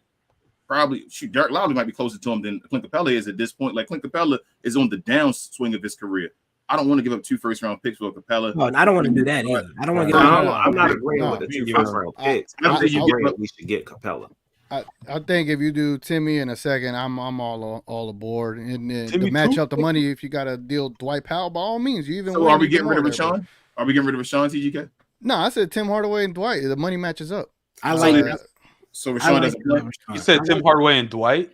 Yeah. I don't think they can trade Dwight yet, Kenny. Well, I'll trade him when we can. They're not trading Dwight for some. Yeah, they're not gonna trade Dwight. Now we're talking pie in the sky. We're doing irrational stuff here, right? Just like Larry. So I'm taking influence from him. All right. Shout out to Larry. Rashawn shouldn't play. You saying T.G.K. he's not gonna play much? No, I mean, if you all right, so here's the whole premise of why I would consider Capella is that I am still wanting to be cautious of Derek Lively and allow him to develop the correct way. That was the whole idea with Ayton, is to allow Lively to come in whenever like spot times, to come in and be able to contribute in a good 10 to 15 minute window or whatever the case may be. If we put him in that starting position, I feel like he's gonna do better than what we have. But you're also rushing the progress. You're rushing the development. So if you have the quote-unquote stopgap center, which I hate that phrase, but I mean, it's fitting now, right? If you have Capella to come in, someone is a straight-up veteran that can start, is worthy of a starting center, he come in and he probably looks even better with Luka and Kyrie. Then Lively could come in and not have all the pressure on him and then develop. And I think Mark Williams. Why not start Rashawn Holmes though? I mean, over who? If you need a center to start, I'm saying put Derek Lively on the bench, then start Rashawn Holmes. If somebody gonna be the stopgap center, I just don't think Rashawn Holmes is better than Capella, and I don't think if he was better than Capella, Rashawn Holmes deserves a look though. I think he deserves. That's what I'm saying. I think people underrate him because of that. He's not better than Sabonis. But so Sabonis came over there and took his spot. I feel like we undervalue him where Rashawn Holmes is. And maybe overvaluing Clint Capella. Clint Capella played with Trae Young.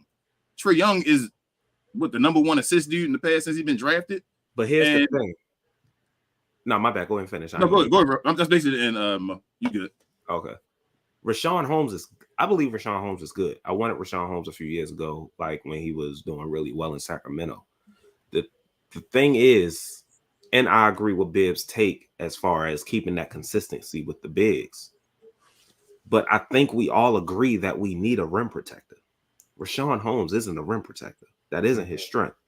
Clint Capella, we wouldn't be getting Clint for his points. We know he plays with Trae Young. Now, granted, he shoots 65% from the field on like 8 attempts. It's pretty good. But we wouldn't be getting him for his offense. We'd be getting him for his rim protection. If we get Clint Capella, he's the best rim protector on the team. Clearly a better rim protector than Rashawn and definitely Dwight. Mm-hmm. And we have Derek Lively behind him who can grow. We don't have to worry about just throwing him out there to the fire. The point guard position is the hardest position to adapt to in the NBA as far as rookies coming into the league. And I believe center is second, especially in this NBA where they're constantly calling fouls on you. Mm-hmm. Like, I'm not saying Derek Lively can't produce well for us this year, but I would rather have that insurance of, hey, we got a starting caliber center already, and we got this rookie off the bench too, who we can allow time to grow and not throw him right into the fire.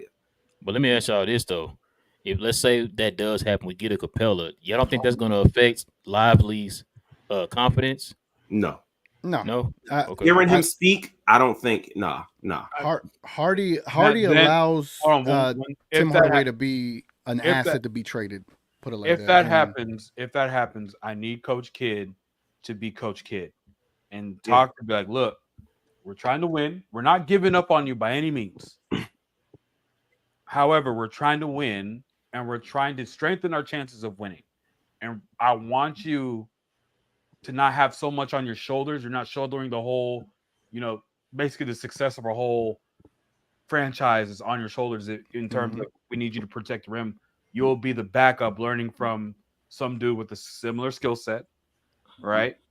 And you can look at how he does things because Capella has been successful. I mean, the man had a triple-double and what was it, points, rebounds, and blocks? Something like that.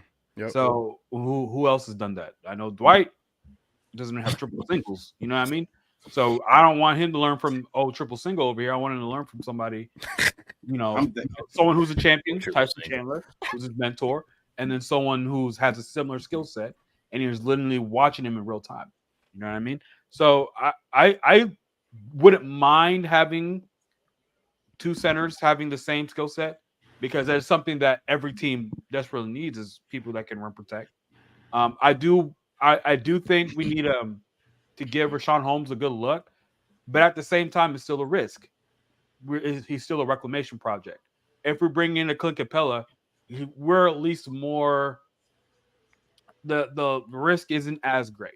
We know he's on the downswing, and because he's on the downswing, it's not going to be that controversial once Derek Lively becomes the center, that center to make the switch. We wouldn't have to worry about, getting, messing with. Like if you get like a Jared Allen, for example, like that's now you're giving up on Derek Lively. Mm-hmm. But if you get a guy like Capella, who's like you said on the downswing of his career, it's a natural transition when Lively takes over. And I feel like a placeholder. I feel like it would. I don't think Clint Capella can be played in the playoffs, man. Like that's I think about the playoffs and all. I think about a Dwight Powell part 2, not being like. I'm serious. Let me say this. That's fine because I think Lively by All-Star break, I think Lively is going to be well seasoned. I think he's going to adapt to everything. I think he's going to figure out the offensive schemes and then also feel a lot more confident defensively. I think by mid-season, by All-Star break, if he is who we think he is, I think it's going to be hard to not start him if he really develops and comes along the right way. But if we rush him, there is risk there, right? But I think with Capella, you already have a massive upgrade to Dwight Powell, right? Would you rather Dwight Powell show lively things or you rather Dwight Powell show lively things? Like you pick your poison, right? I'd rather not die today. I'd rather die later, right? So I think Capella helps you now, and then Derek Lively helps you later on. It's not about it's more about Clint Capella and his value and his money and all that stuff, like what you have to give for him. I don't want to give what I think I'd have to give up for him, knowing that you're saying like Derek Lively probably be the starter by mid-season. Like I wouldn't mind. if we already did what we did before with Dwight Powell already, like then start with Rashawn Holmes and then let Derek Lively be what Derek Lively is by the midseason. That's how I feel. Like I don't think we had to give up. I don't think Capella's worth it. That's just you guys be right. Have to give up.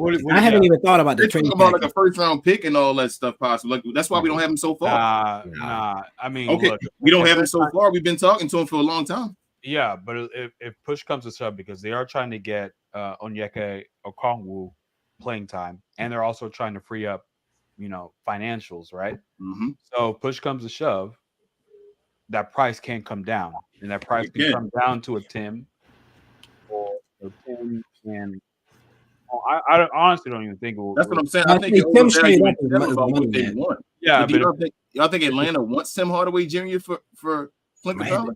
I had to be a 3-team trade. That's what I'm saying. Like it's gonna have to be about Tim is his money comes down year after year. But I think they still want to show Trae Young something, right? Like you don't just want to get players you don't want. They're gonna want somebody. I know we're saying Tim should go, but Tim is still a useful player. I'm not saying he isn't. I'm just saying they traded Clint Capella. Definitely use a Tim Hardaway. All right. I don't think people value Tim Hardaway as much as the Mavericks do around the league. Like I hear Miami's and I hear you. I hear you, and I raise you another second round pick. All right, Tim in 2 seconds. Let's get this done. Thank you. Hey, it should have been done then, T.G.K. That's how I feel. But I mean, it's just we've been sitting on 2 seconds all summer. Yeah, that was the case. It should have been done. 2 seconds on the trade block, huh? It's GMs, jockeying for a position. You don't want to come across as desperate or whatever. But what they said in that draft, what was that draft day movie? The world is different. The world was different a couple months ago, something like that. So you're probably, the season about to start, y'all. If the season starts, we're not trading for Clint Capella like until Christmas or around the All-Star break, and Derek Lively gonna be ready by then. That Clint Capella train is probably done by then. Yeah, I know, but I'm saying we can make it before then. But I'm saying that Clint Capella is probably not going to happen. I'm thinking so. Like if we get him, it'll be late in the season towards probably the middle of the season or towards that time, and I don't think it'll be worth it by then. I think Derek Lively will be good enough. That's just where I'm at with Derek Lively. Like he might not be, and we may need him, but I just think it'll be fun. Do we know he'll be ready by then? Yeah, you guys. You guys are saying he's ready, I'm going for your opinion. I'm gonna be honest. I wasn't one of the ones saying if we get Clint Capella, Lively will be starting halfway through the season. I don't think that's true. So you still think Clint Capella be starting the playoffs? Yeah. Ooh, see, for me, it's not. I don't need an answer to that question. I just want both. Like I want two. Yeah. I want the insurance. I want, and I want it. And like you were saying, mid-season, I wouldn't want to do it mid-season. That's when you ruin the chemistry. You're messing things up at that point, and you're saying it'd be what we did last year. Like we don't need another point guard, and then we start the season and Frank Ntilikina can't dribble, and now we're going out signing mercenaries. Like we need to know. They need to have seen in practice whether or not Derek Lively is going to be ready to carry us this year, and if he's not, then they have to make the move before the season to get a veteran in there again, even if it's just a half a season situation where now Lively all of a sudden takes off like a Walker Kessler, like Mark Williams last year, and now we can slide him up to the starting lineup. Then that's perfectly fine with me. But even if he's not, if that never happens, even if he just solidifies himself as the backup for 15, 20 minutes a night off the bench, I'm happy with that too. And if it's Clint Capella, for example, again, 2-year contract, it's not a long marriage. It's not a long commitment. It's not Derek Lively's a bust situation. I think it just gives us the opportunity to not put the weight, because in my opinion, that center spot is the be all end all for what this team can be. And I don't want to put that on a rookie personally. But you don't feel like you can do something like this?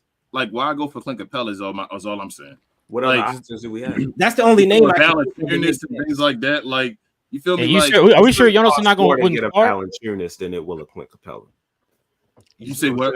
It's going to cost more to get Valanciunas than to get Clint Capella. Yeah, it probably first. But I'd be willing to do what I'm saying is I think Valanciunas will help us in more ways than a Clint Capella will. Like, and I know also, you're saying, go ahead.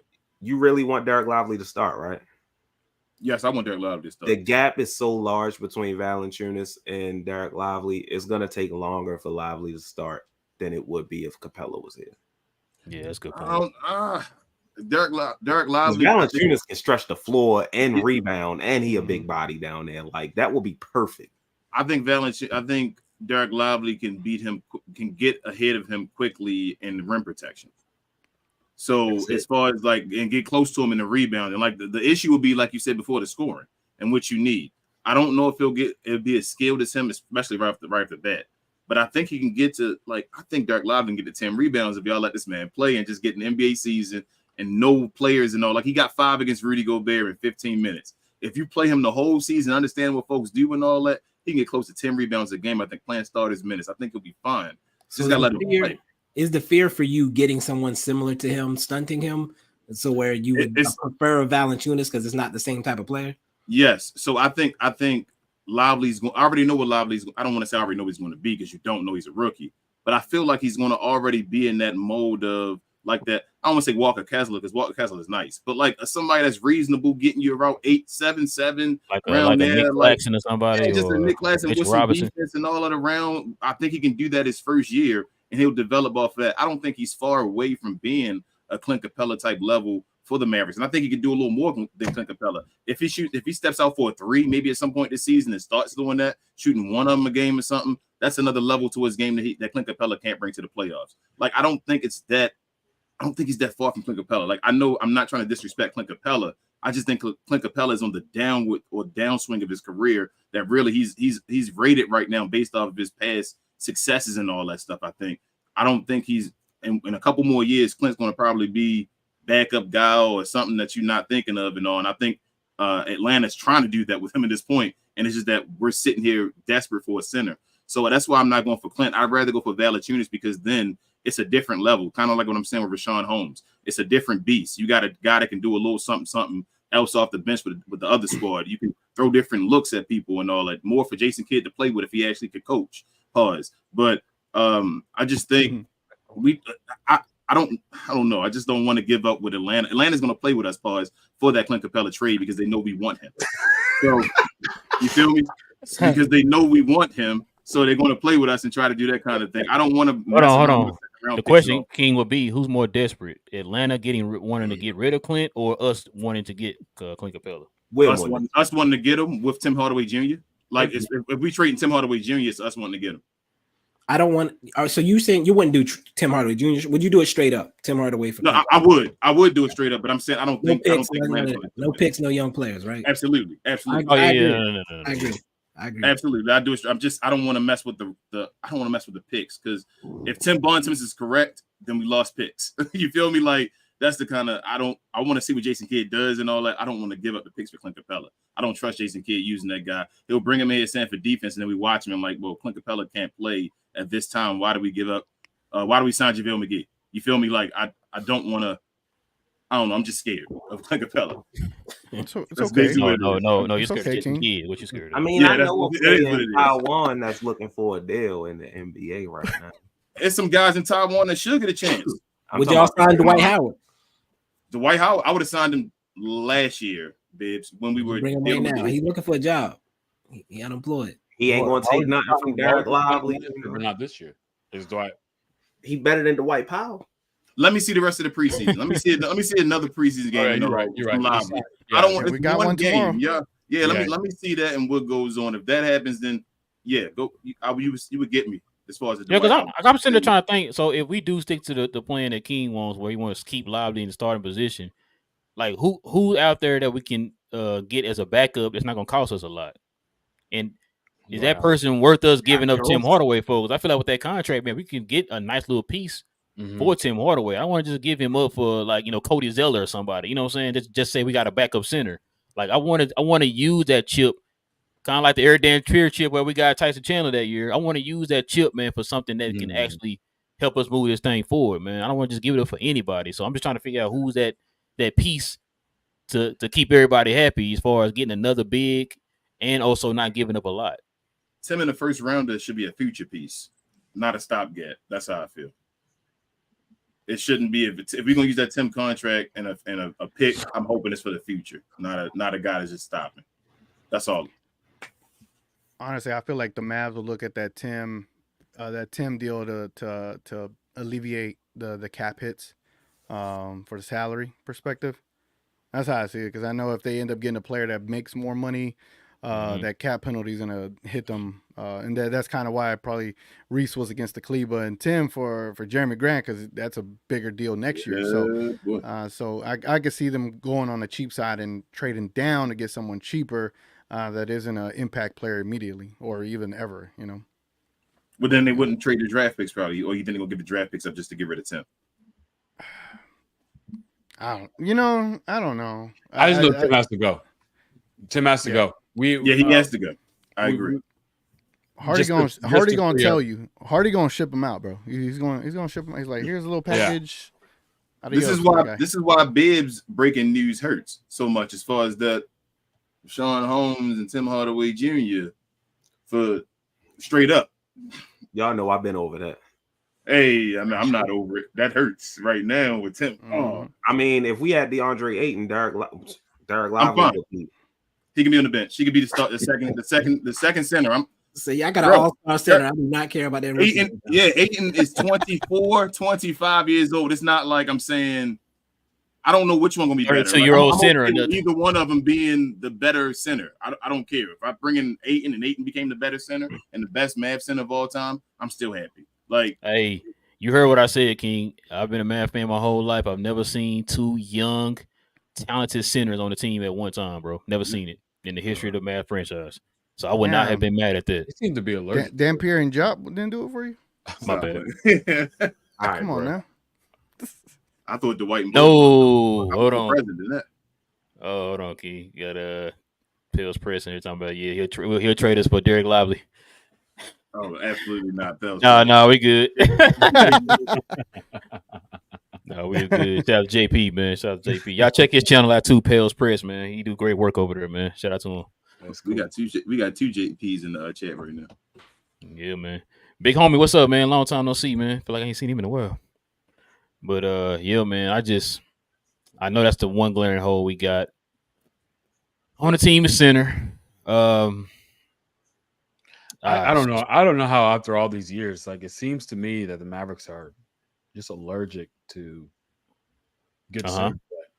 Interesting. Even when they get it, they lose it in a year, bro, and get it back, and then lose it again. When was that, King? I did that. Was that on the members only show? It was on members only. One of the members only episodes. Yeah, I looked up the Mavs history of drafting centers under Mark Cuban, bro. I'm sorry to hear that, bro. Some of the words.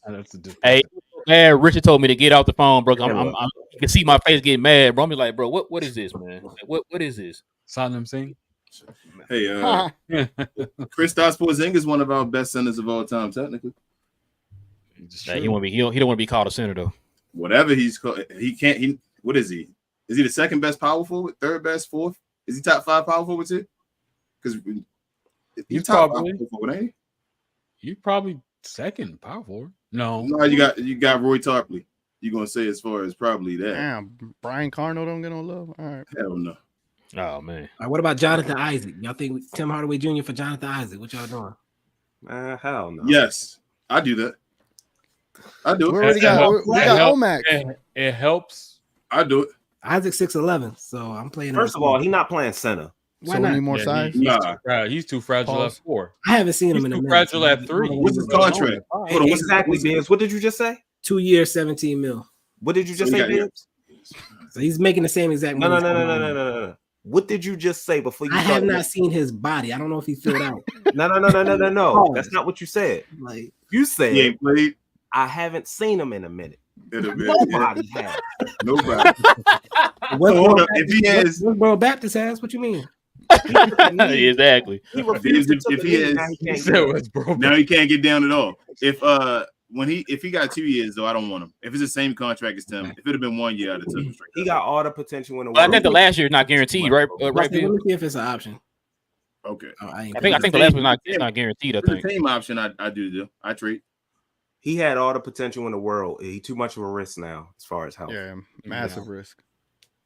He'd be great here, but they wouldn't even trade him if he was healthy and stay consistent, right? They wouldn't even dare think of trading him. Probably wouldn't even pass the damn physical.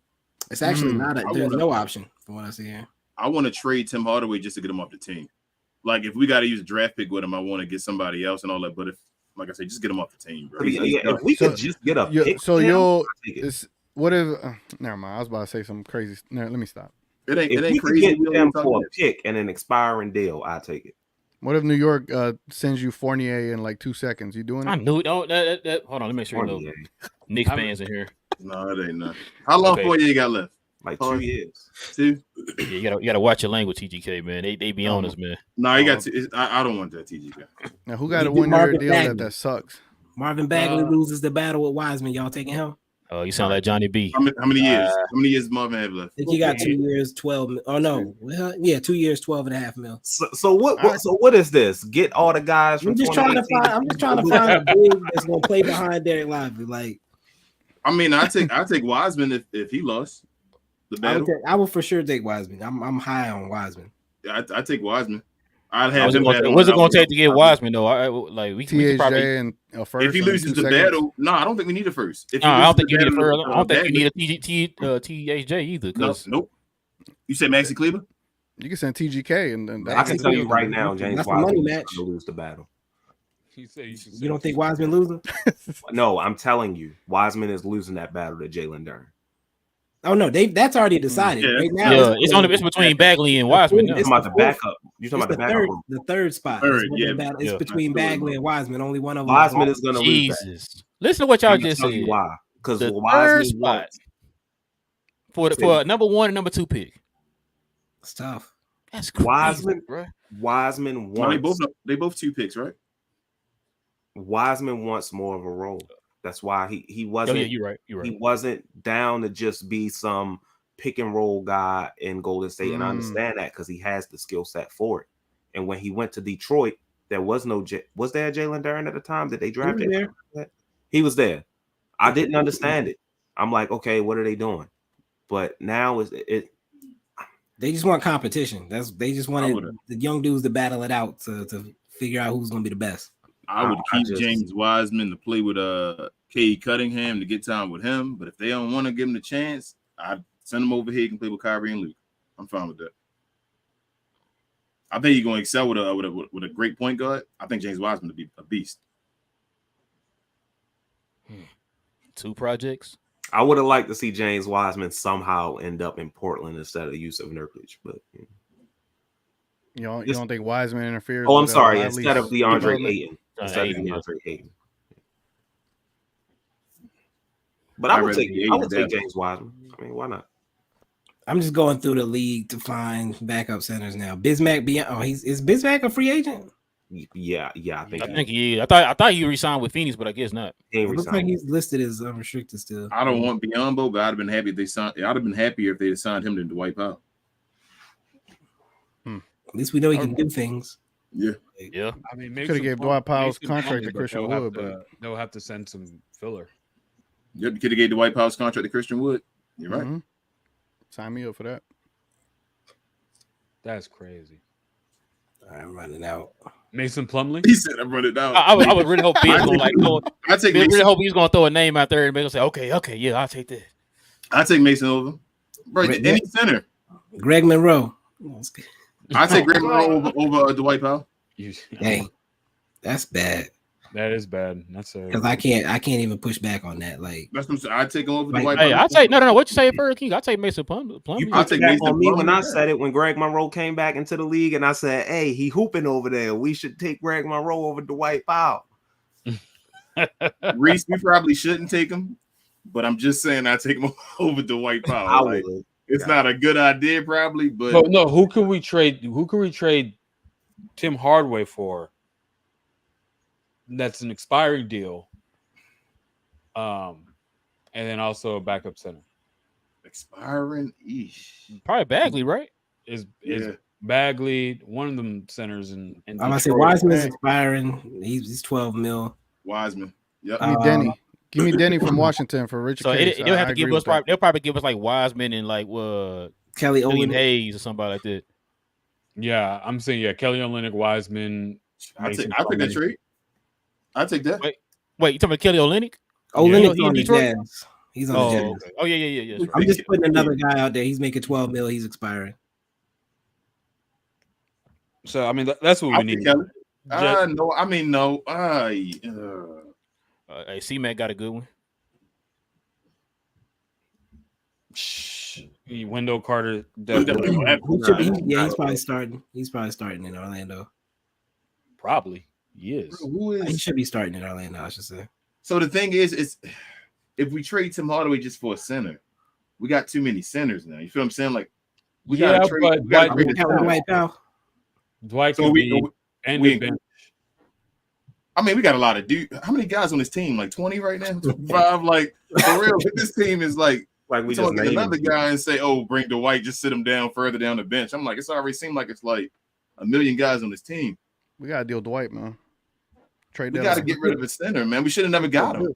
There were so many multiple reasons why I hated that Dwight signing. And we still got JaVale McGee. I mean, oh yeah, we still got him on the books. You have him in the book. He's not a roster spot, yeah. No, he's not a spot, but we got him on the books, so we got another center taking that money. We basically traded McGee. You said Minnesota? Holmes. Minnesota, yep. I mean, at least they're all playable. Bro, did y'all hear them mention that during the game that we actually were trying to get Nazir Muhammad? Nazir Muhammad. I'm about to say Nazir Muhammad. I take him over to Dwight Powell too right now. All right. Yeah, Muhammad definitely give you some minutes. Dang. Hey, but what I seen from him, I was like, okay, you know what? Call up DeJuan Blair or something, man. Bro, DeJuan Blair was nice though, man. Yeah. No ACLs, but DeJuan Blair was nice, man. But as far as Naz Reid, though, we're Richard at it. I know we've been on that train, man. They should have got Naz Reid, but when they got we didn't have a chance. They gave all that money, yeah. Minnesota before even free agency started. I'm surprised. Minnesota got how much money in incentives? All of the money, yeah. They hold roster money.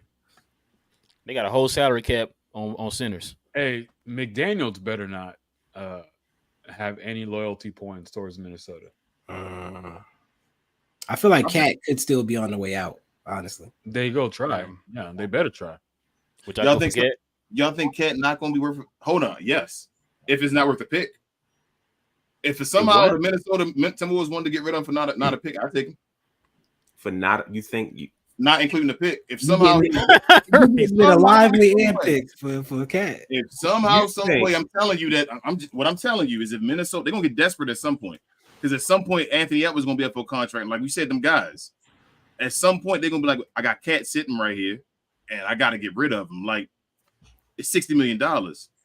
Now I take him to trade him just to get the players off my team I don't want if they were to do that. But I'm not giving the picks up for Cat though. I'd rather get Jeremy Grant. You're not giving up one pick for Cat. Nope. Dang. You think that GM's go put his job on the line to get rid of to trade a Karl Anthony Towns? Somebody's already gonna lose their job, Andy. That's what I'm saying to you. It's already done.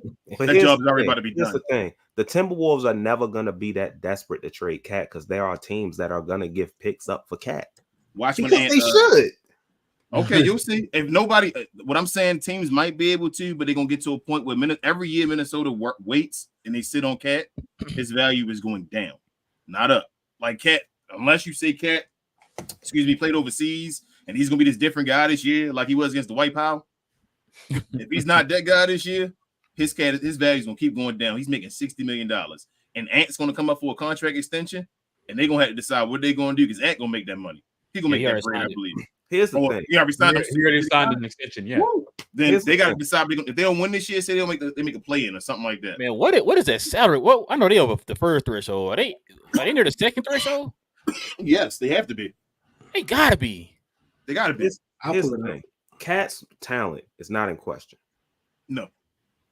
His fit with Rudy is. It's a little more than that. It's his motor too.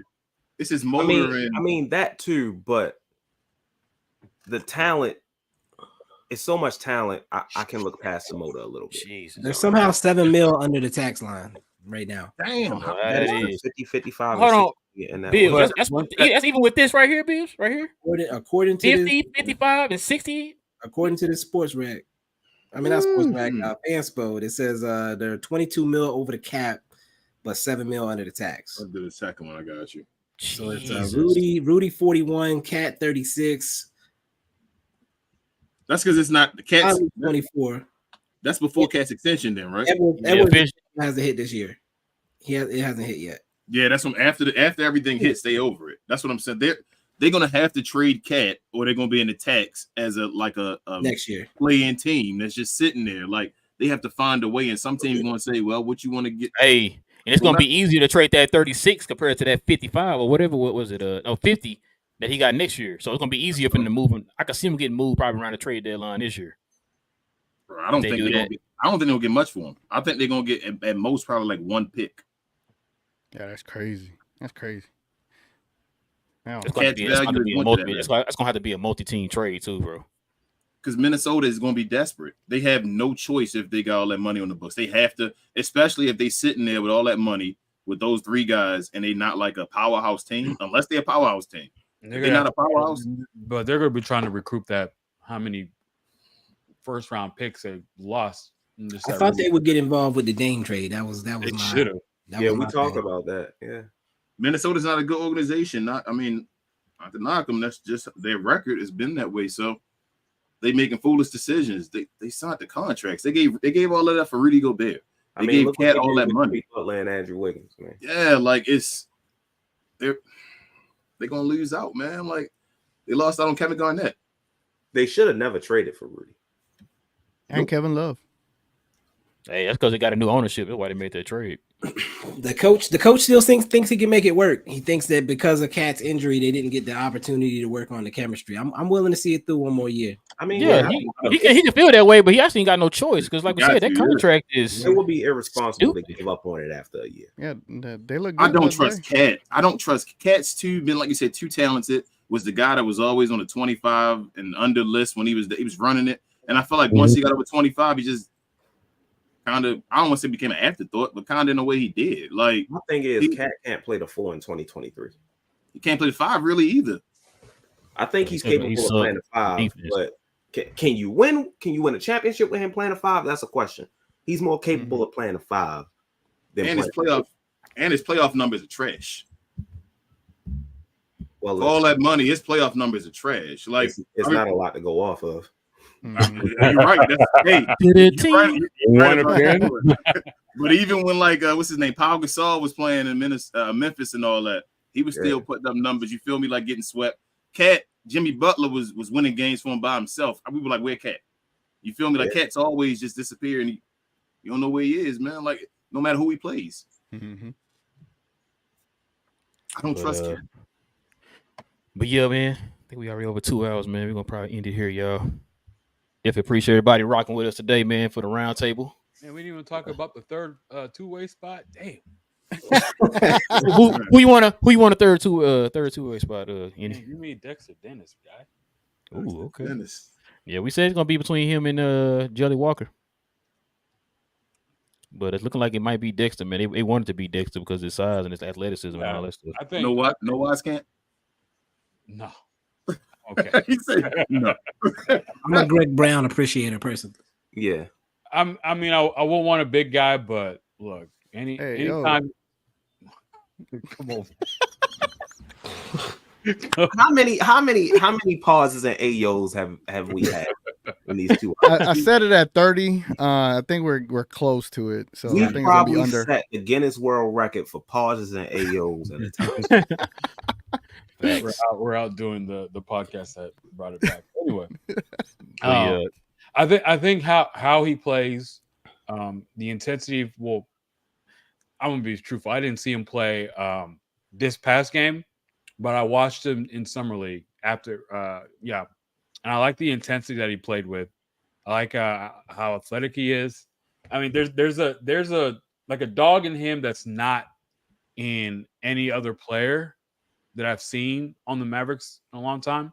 Because like Josh, he can play defense, but he's not necessarily a dog. You know what I mean? Right. He has that timid mentality with him.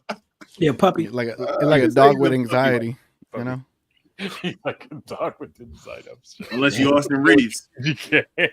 Separation anxiety. And I'm thinking the same way with Dante.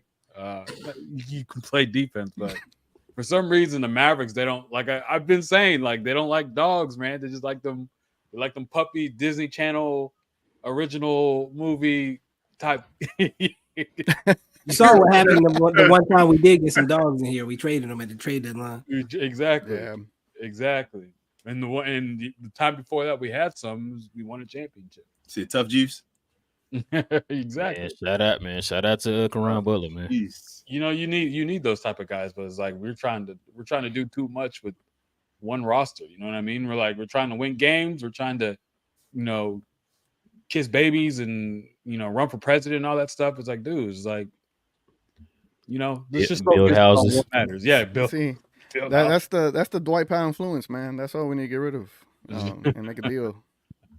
But anyway, that was what I wanted to talk about him. So we can end it now if you want. But yeah, man. Listen, guys, we definitely appreciate everybody. Like I said, rocking with us tonight, man, for another one. Guys, y'all know games tomorrow. I will not be on, but King and T.G.K will be running the post game show tomorrow, guys. Hopefully it's a dub. Matter of fact, what time that game start tomorrow? 11 o'clock. 11 same time. Wait, what time y'all doing the post game? Late at night again. Same thing. Oh shoot, I might want to jump on. I don't know you any. No, yeah. But so you got to talk to TGK and you can jump on. I'm not gonna be here. Pause. You can jump on. Pause. Hey, yo, what y'all mean? I said pause before and after. Hello, laughing. He said it twice. He said pause with each one of them. He's like, yeah, you can jump on pause. Yeah, he said you can jump on pause. You can jump on pause. Yeah, like what you mean? Y'all just told me to do it before, and like May said, now you drinking it. Man. Yeah.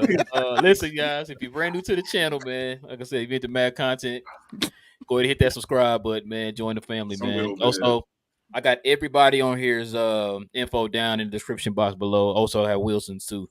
Guys can follow him on his YouTube channel at Wilson Sai. Got everybody else's information. I got Bibs and Reese from the Outsiders, Mavs Outsiders. I got Enyi on from the Dallas Prospects. And, of course, T.G.K of T.G.K TV, man. I got all the info down below in the description box. Like I said, subscribe to the channel, hit the like button and all them good things. Like I said, those guys will be back here tomorrow after the game, post games tomorrow. Yeah, what's the next time we be back? What's the next game after Saturday? Tuesday against Real Madrid. Crap. Well, I guess I'll be back on Tuesday. So, but that's I'll see how that. I'll probably be back Tuesday. I'll be back Tuesday. But yeah, so I guess man, that's pretty much it. Any guys want anything you want to say? Bibs, Reese, I got anything y'all want to add before we roll? Hey, thanks for having us. I'm not gonna do that to y'all. You put that thing away. Pause. Oh, come on now. I was already going to say that. I politely asked Reese stop cussing on the show, man. He out here throwing these cuss words. What the hell? I ain't even say nothing. Say nothing. He repped his set. Hey, if the Rangers win tomorrow, I'm talking that shit. But if they lose, y'all cheated. Better not say nothing. Yeah, exactly. You cheated. I'm gonna tell y'all before y'all watch the game, that stadium gonna be rocking, man. With my luck, I'm gonna make sure I put some money on the Rangers so I can guarantee the Orioles win. Oh man, you might win money tomorrow then. And you got anything you want to add before we roll? Just keep a lookout. Me and DDP might be making a video Sunday. Dallas Prospect. Oh, and happy birthday to you too, man. You didn't see my happy birthday. You didn't see me. Yeah, it was my birthday last week. Well, lady birthday, I should say. Yeah. Hey, what in the world, bro? From South Carolina. We deep in here. Okay. Yo, everybody right, 3v3. That's a 3v3. That's cool. That's the second time I should have put my dang Ranger stuff on. I got my jersey and stuff in the closet, but I should have put it on. You said this, you know y'all ain't finna win. I ain't gonna lie, bro. This animation in the background was hella freaking distracting. Yeah, it was. I can't tell you how many times I was just kept looking at it the whole time. That's tough. Said it like he watched TV. Ooh, look what dirt there. You got Super Saiyan. That Bruce Bowen? I'm like, is that Bruce Bowen? One time, yeah. I'm just like Dirk been cooking him all game, all stream. He been cooking him, bro. It's raw showing the stereo as even it was just like, in the back. Bruce Bowen, ain't it? But TGK, you got anything you want to add, man? Man, you already know. Tomorrow we're doing a pregame show, 10 a.m. Central Time. Shameless plug. Same thing come Tuesday, an hour before the game. I'm always going to be doing a pregame show. So if y'all like getting hyped before the game. I try to do my best to get you hyped and ready to watch Kyrie and Luka and Derek Lively and the Powwows do some work. So check me out. Hey man, make sure T.G.K. make sure you eat your Frosted Flakes tomorrow morning, man, because it's gonna be an early one. King, you jumping on tomorrow, right? Pause. No pause at this point. Like, all right, we got it tomorrow. Read the wording in the back. You said what? I'm trying to read the wording in the back of this animation. It says Dirk is the greatest. Dirk is the beast. Can't be stopped. Better than Kevin Garnett. One leg fadeaway guy. 50 win seasons for eternity. Hall of Famer right there. I think it says. Like people, the type of stuff that Dirk was doing overlooked. Loyalty never fades away. And y'all, all the Mavs fans in the chat, look up Thinking Basketball. I think they're doing like a series of like greatest offensive player. Mm-hmm. I think episode 5 is Dirk, man. If you ever just want some feel good in your life, I don't know if I should pause on that, but no, you shouldn't. No, not on Dirk. I mean, I've been paused on Dirk. That's almost a pause, man. No, chill, man. Chill. It's only because you made it one, man. Yeah, I was saying no. I was saying no. I was saying no. The over/under is now over. I was saying no simply because I don't deserve a pause. But once you said no, not on Dirk, you making it kind of. Let's get out of here. That deserved a pause. I made it extra, man. Oh man, I was so paused on them. Oh man, y'all wow, man. But yo, like I said, guys. But yeah, take a look at that video, man. If you ever watch. Hey, y'all heard what he said, man. Go ahead, check that out, y'all. The guys will be back here tomorrow. For the post game show tomorrow after the Mavs play game 2 against Minnesota, man. So y'all go ahead and join us here. Like, subscribe, all those good things. We out, guys. We got Bibs, Reese, Enyi, T.G.K, me and King. We talk Mavs, we talk Dallas Mavs from a fan's perspective. We'll be back here, same Mav time, same Mav channel. I don't know where nothing is. Go Mavs. Go O's. Go Rangers. 3v3 us Rangers versus y'all Orioles. We got y'all on the court and on the baseball field. Let's go, man. Ooh, baseball okay, field, baseball diamond. I'm tripping. Wait.